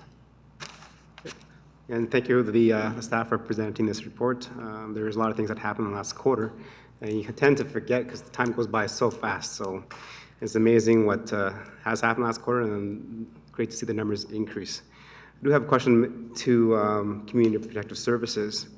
With the 2019 files generated versus 2018, there's a 25% increase in the files for that quarter. My question has to go with enforcement and their ability with their staff to continue that pace with a 25% increase overall. Is that a trend that's going to continue, and will we need more enforcement officers if that does? Your Worship, that's a tough question because certainly the numbers show that the file load is increasing for the enforcement services team. Some of that can be attributed to how dedicated they are to their position and their ability to go out and do some self-generated files and increase those numbers and just their passion for our community and the safety in our community. So certainly, yes, you could use more enforcement officers, but we could also use more grass cutters. We could also use more engineers. We could also use a whole bunch of other staff in the organization. And I think when we go through our corporate planning process, that's the tough conversations that we have related to just where are the numbers related to our operational services and what are the best uses for potential increases in manpower. So the load does look fairly heavy from last year to this year, and the trend is continuing in that manner. The folks do have large file counts on their desktops that they deal with each day, and that's probably not going away anytime soon. But certainly they're doing a good job and are doing what they have to do, and it can be stressful for them at times, but I think summertime is one of our busier times because we do have a lot more folks complaining about RVs parking, folks complaining about unsightlies and those types of issues. So when the snow starts to happen, yes, we see an increase in snow removal files, but it's one file. It's not 10 files related to unsightly properties and those types of things. So a bit of a cycle. Wet year, it's tough for people to get out and cut their grass, so you can see the numbers of grass cutting complaints are certainly up. So it depends on the season and the cycle for sure. Okay. So then a follow-up question for that. We've had a few presentations from the RCMP, and when we asked them what's the best use of the dollars was to hire a municipal clerk to help data entry and provide all those files so that the officers can spend more time on the road. So is it something similar to our community peace officers? We know community peace officer, as you mentioned, has a lot of files on their table. Would it be more beneficial for them to be patrolling, doing proactive things, and then have a clerical staff doing all the data entry at a lower wage than CPO? Your Worship, that's certainly something that we consider also in our staffing. We do have a CPO clerk, and she does a lot of administrative work for the CPO. So I don't think necessarily she's at capacity with respect to that type of work. So I think if that was a viable solution, that would be part of the staffing load that we might consider in a corporate plan in the future. Very much. No more hands up, so thank you very much for the presentation and the report. So going forward, communications will be releasing up all these numbers to make sure that the residents understand what's happening in the community? Yes, okay. So with that, Councillor Loy, I need you to make a motion. Thank you, Your Worship. The Town Council accept the 2019 second quarter report, pardon me, for information. Okay. So with that, all in favor? That is carried. Thank you. 9.4, the Stony Plain FCSS second quarter report. Go ahead, administration. Your Worship, again, this is provided by FCSS into the council chambers. I will say that we can't necessarily speak directly to everything that's contained therein, but we can certainly try. And should there be any questions we can't answer, we would endeavor to get that from our executive director and pass those along. Okay. Thank you for that, and our director is not here, so maybe if the council-appointed representative has anything to add to additional to the second quarter report? Quite a few things. So first of all, I've just been on this committee for a short period of time, but I have been absolutely so impressed with the FCSS group and the programming that I've learned about since I've been on it. In terms of one that I have been recently, and Judy is, Councillor Bennett has joined me, is the inclusion group that we've been involved in, just looking at ways that we can include people in our community and realize just what a large, big undertaking that is, because there's just so many areas that we can work on. Doing a great job with that, and hopefully over the next couple of sessions that we'll have some very clear recommendations on how we can move forward with inclusion. And part of that, of course, is volunteerism as well, and getting people involved in the community. I had one other.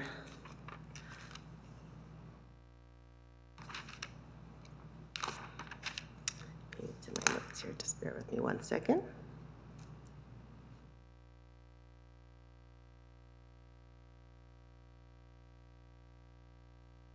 I just can't, oh, hang on.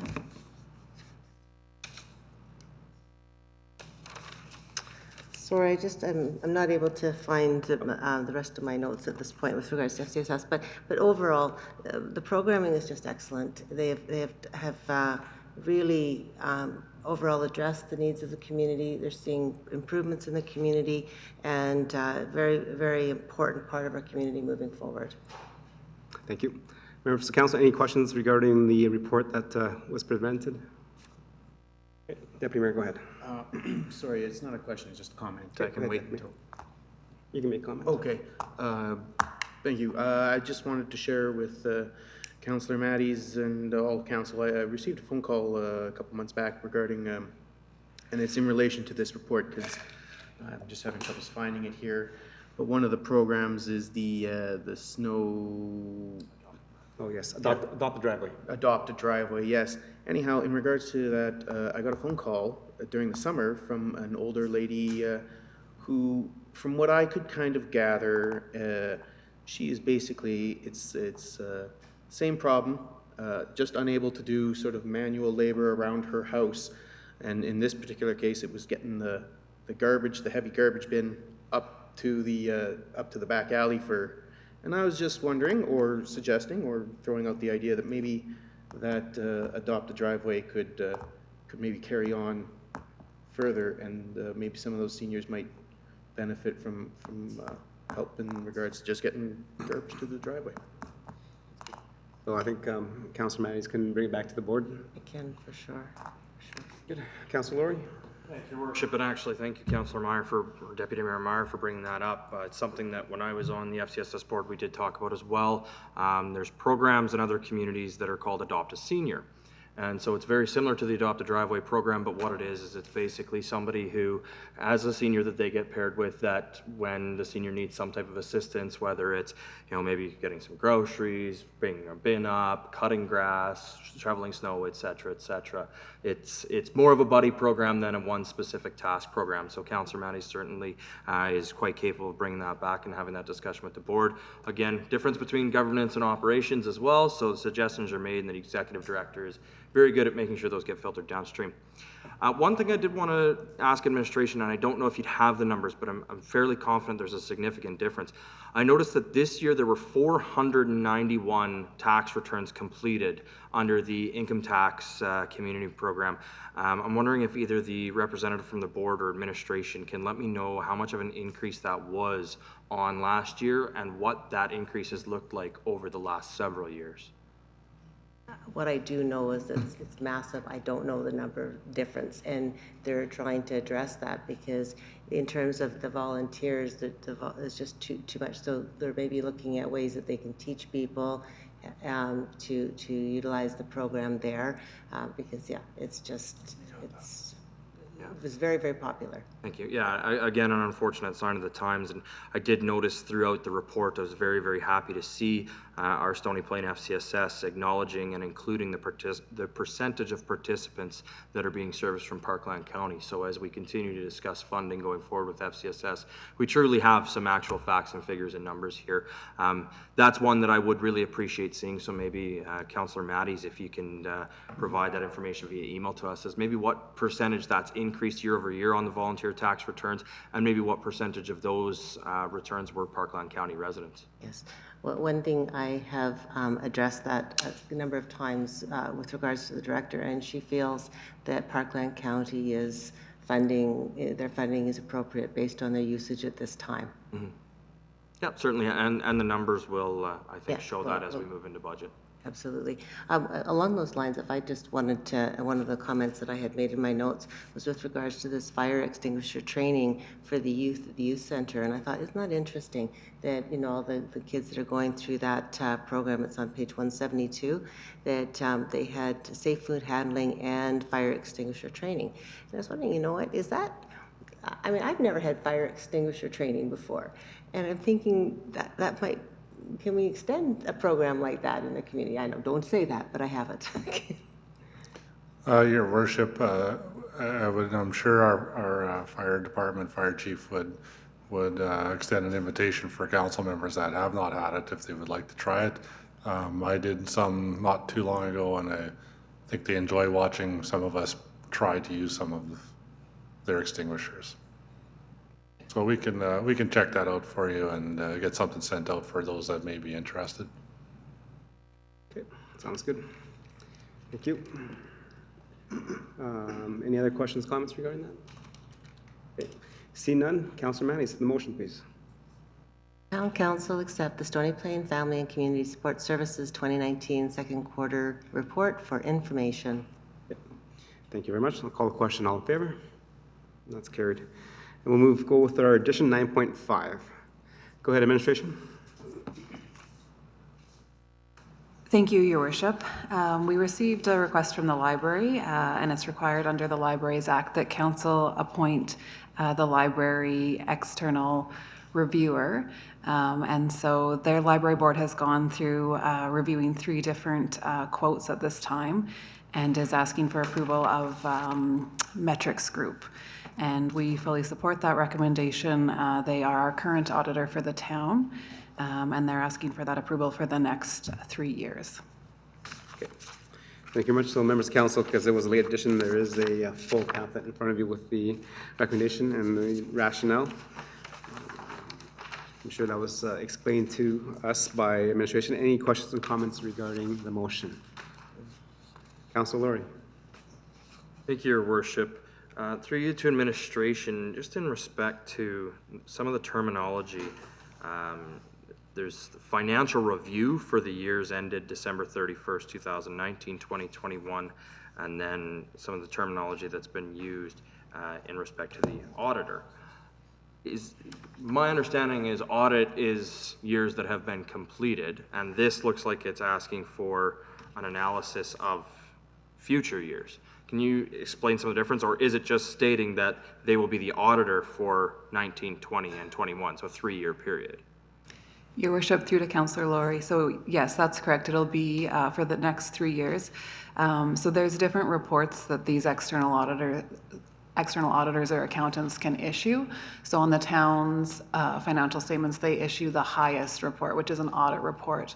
The lower level is a review report, and then the very lowest level is a compilation or notice to reader report. So typically based on dollars is how you'd be determining what report is appropriate. So for the library, we've just done a review in the past, and I would say that's consistent with industry practice at their libraries. And so that's where the terminology gets a little bit confusing and why we've used reviewer in this report. So they're an external accountant. It's for the next 3 years, but it's the report that they will issue on the financial statements for the library. Okay, thank you. And then being that they are the town's auditor, does that pose any type of conflict, having the same firm auditing 2 entities that are tied together? Your Worship, through to Councillor Laurie, Not at all. In fact, it's usually better and that we consolidate the library financial statements into our own financial statements. It's often easier because it's the same person that we're dealing with and has an understanding of how the entities relate and timing. Excellent. Thank you very much. Okay. Thank you. Any other questions and comments regarding that motion? Okay, with that, then Councillor Laurie for the motion. Your Worship, I'll move that Town Council appoints Metrics Group LLP to perform a financial review for the Stony Plain Public Library for the years ended December 31st, 2019, 2020, and 2021. Okay, thank you. And with that, I'll call the question. All in favor? And that is carried.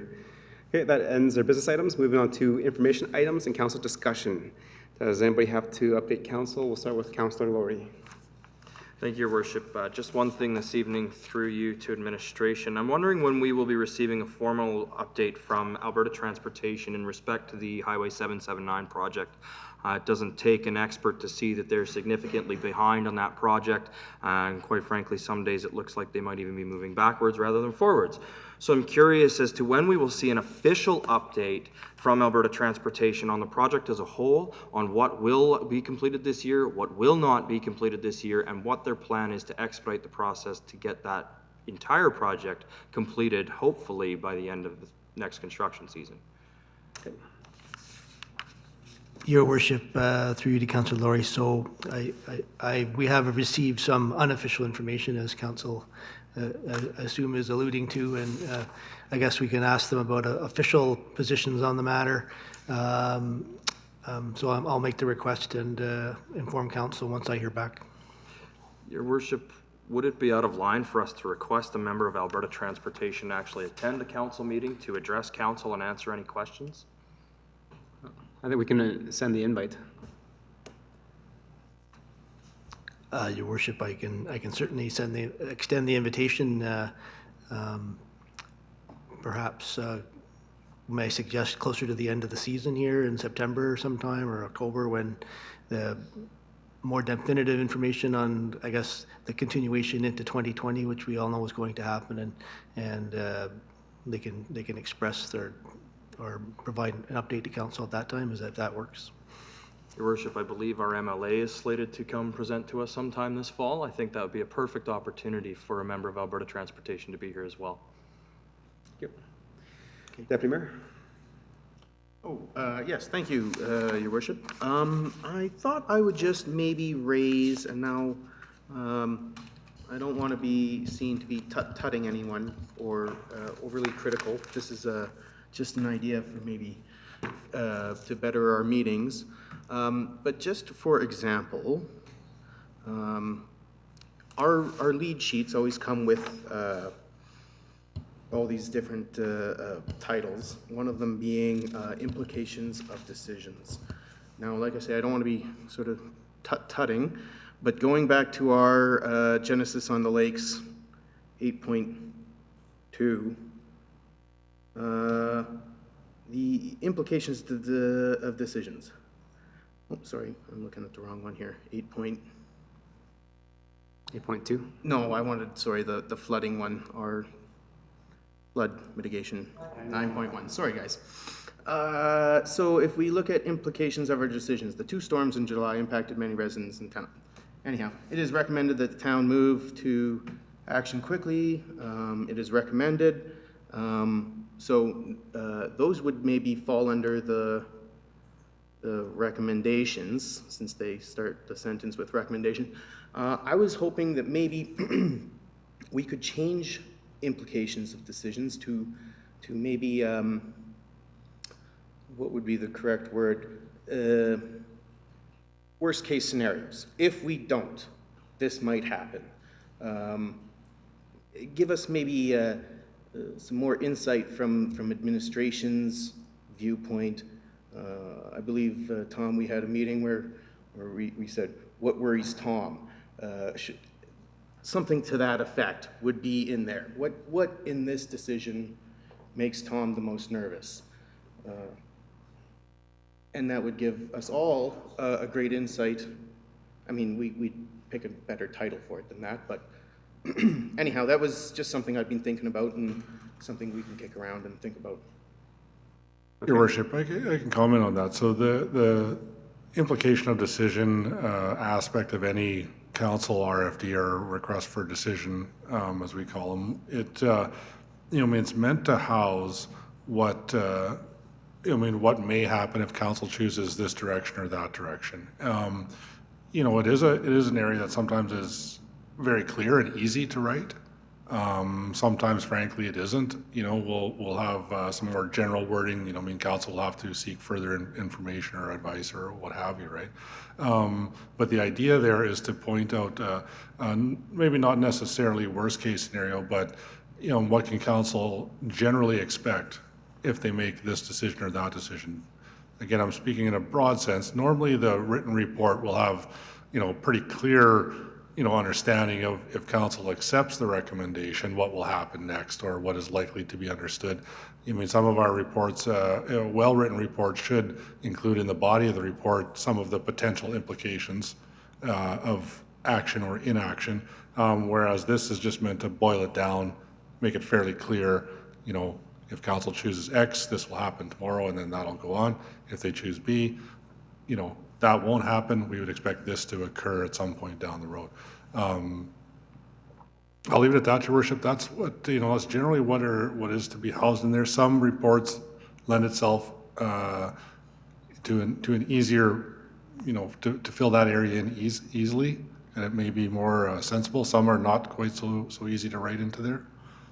It's something we can take into consideration and try to get either, more robust in or better at moving forward.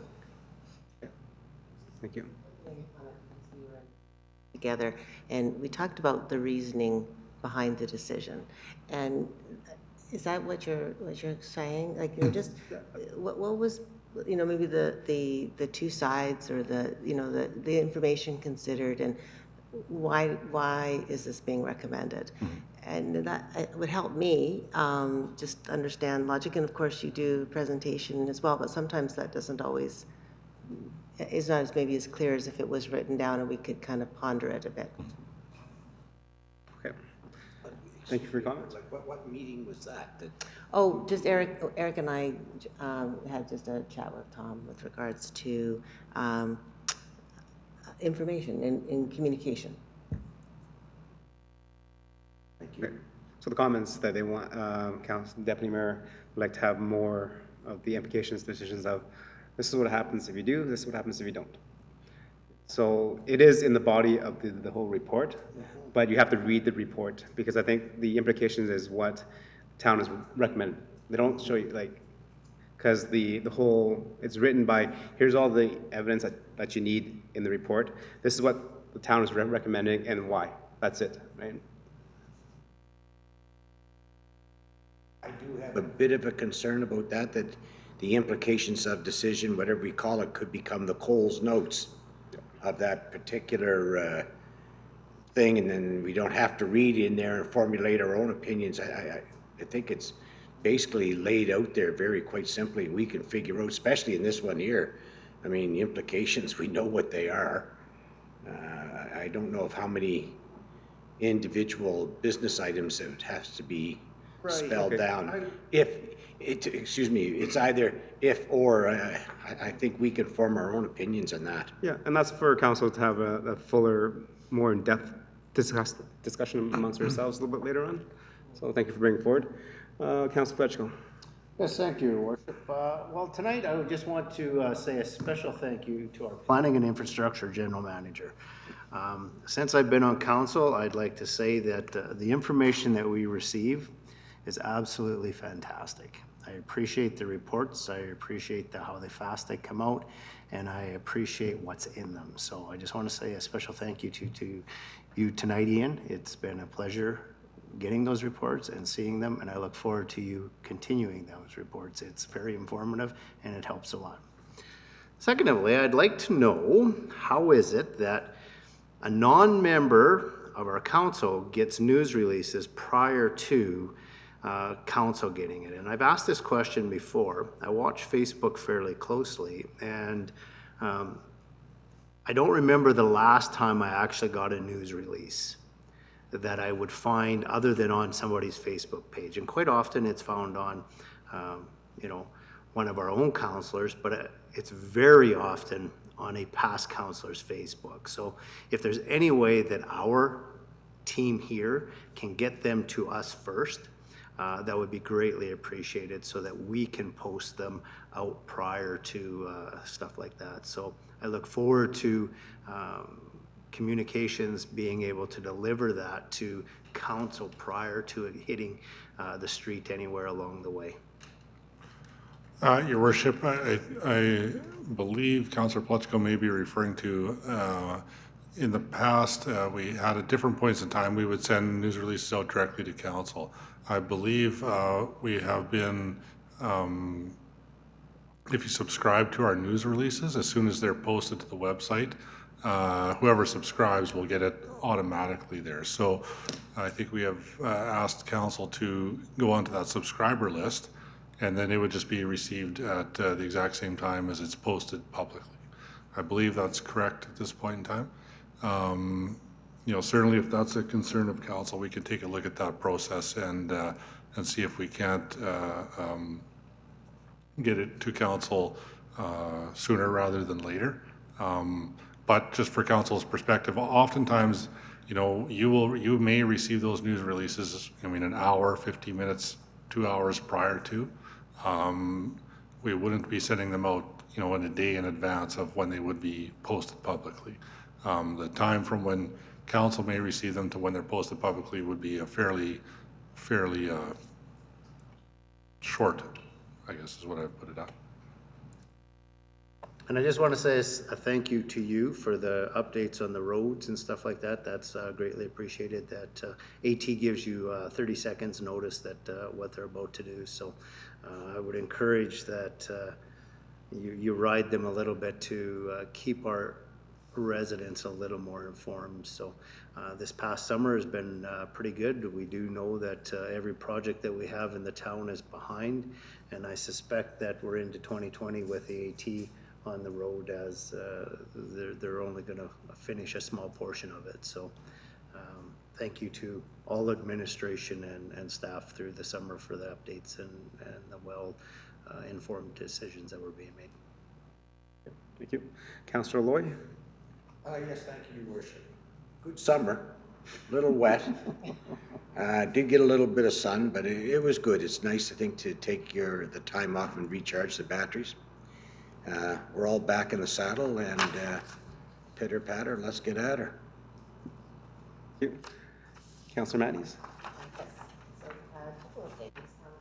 Well, when I had attended the Shared Investment for Shared Benefit meeting with you, Minister Madhu was there, and he made some commitments to the group with regards to ensuring that the municipalities would have an opportunity to provide input in the Blue Ribbon panel that was established for the reviewing of Alberta's finances and providing recommendations for the budget. And I was wondering, did you get any feedback or information as to how that will be happening? Because to me, that would be very, very important for our community to provide input in that area. No, I have not been contacted by the Blue Ribbon panel. I'm not too sure if administration staff have. No, it's not that you would know. So basically, they were going to give the municipalities an opportunity to do that, but I don't know how that was going to come through that group. So I'm not sure. Okay. They were asking for that, and he said that he would ensure that. Nothing's come through EMRB yet. So it'd be Edmonton Metro Regional Board. So if you could just confirm that, because I think that's very, very important. And secondly, I had a citizen that complained with regards to the noxious weeds that are on Veterans Boulevard, which are adjacent to Dwight Lutz, I believe, who farms there on the east side of Veterans Boulevard. And he said that these noxious weeds, they spread like wildfire. And when he was a kid, and they look like flowers, but they're weeds. And he said when he was a kid, all the farm kids had to go out there and pick all these noxious weeds. So he was suggesting that we get some landowner, students, and community volunteers out there, and we should pull some weeds. So it's important because you don't want that spreading out throughout your community. Yeah. And finally, my last, I would sure like to have a bit of an update with regards to the Rotary Park electronic sign. There was some discussion about it. There was a tender that I'd seen, it disappeared. And there was concern with regards to the cost of it relative to some of the changes and what we would be able to utilize it for. So I'd like to have information about that. I'd appreciate it. Okay. Does administration have an update? Your Worship, through to Councillor Matties and Council. The RFP for the digital sign for Rotary Park did close last week, and I believe administrations were just reviewing the proposals that were received. My understanding is that they are within budget, or the options that were presented by the firms were within budget. We're just finalizing the review of that process. We're also in the midst of finalizing the partnership arrangements with the Chamber of Commerce with regards to the shared utilization of that sign as well. So we should have that finalized probably within the next week or two and be able to provide a more firm update to council at that point in time. But that's basically where we're at right now. It said that your administration was reviewing the limitations that AT was placing on that, and we didn't hear back, so I was just wondering if you have an update on that. So the permit for the sign was provided by Alberta Transportation a couple of weeks ago, and we had enclosed that with the agreement that we've arranged for with the Chamber of Commerce. So we've provided that to them for their review and consideration. We have no specific concerns with the conditions of the permit, but we're giving them the option of reviewing that as well to ensure that it's to their satisfaction, because it does, that has an implication with relation to their intention for advertising and promotion with it. So we've given them the opportunity to review that and get back to us, and we're hoping to have some feedback from them within the next couple of weeks as well. Thank you. Okay, thank you. Anything else? Okay, and that comes to conclusion. I just wanted to share something with members of council. So in the most recent Maclean's magazine, ranking the best communities in Canada to live, Stony Plain, for the first time ever in its 100+ years, actually ranked. We ranked 185 out of 415 or 420 municipalities that they reviewed, and we're 10th in Alberta. So it goes to show that the work that council has done in our planning, our strategic planning, to make sure that we build a community that's inclusive for everyone, that provides many options, and just kind of all else a good place to live. A small town feel where we know our neighbors, where we actually care about our residents. We're not focused on one thing or another. We're focused on the whole aspect of building a complete community, and I think that shows very, very well. And I look forward to continuing to work with council and administration to make sure that we get ranked even higher next year. So, good job, guys. And with that, we're adjourned. Thank you.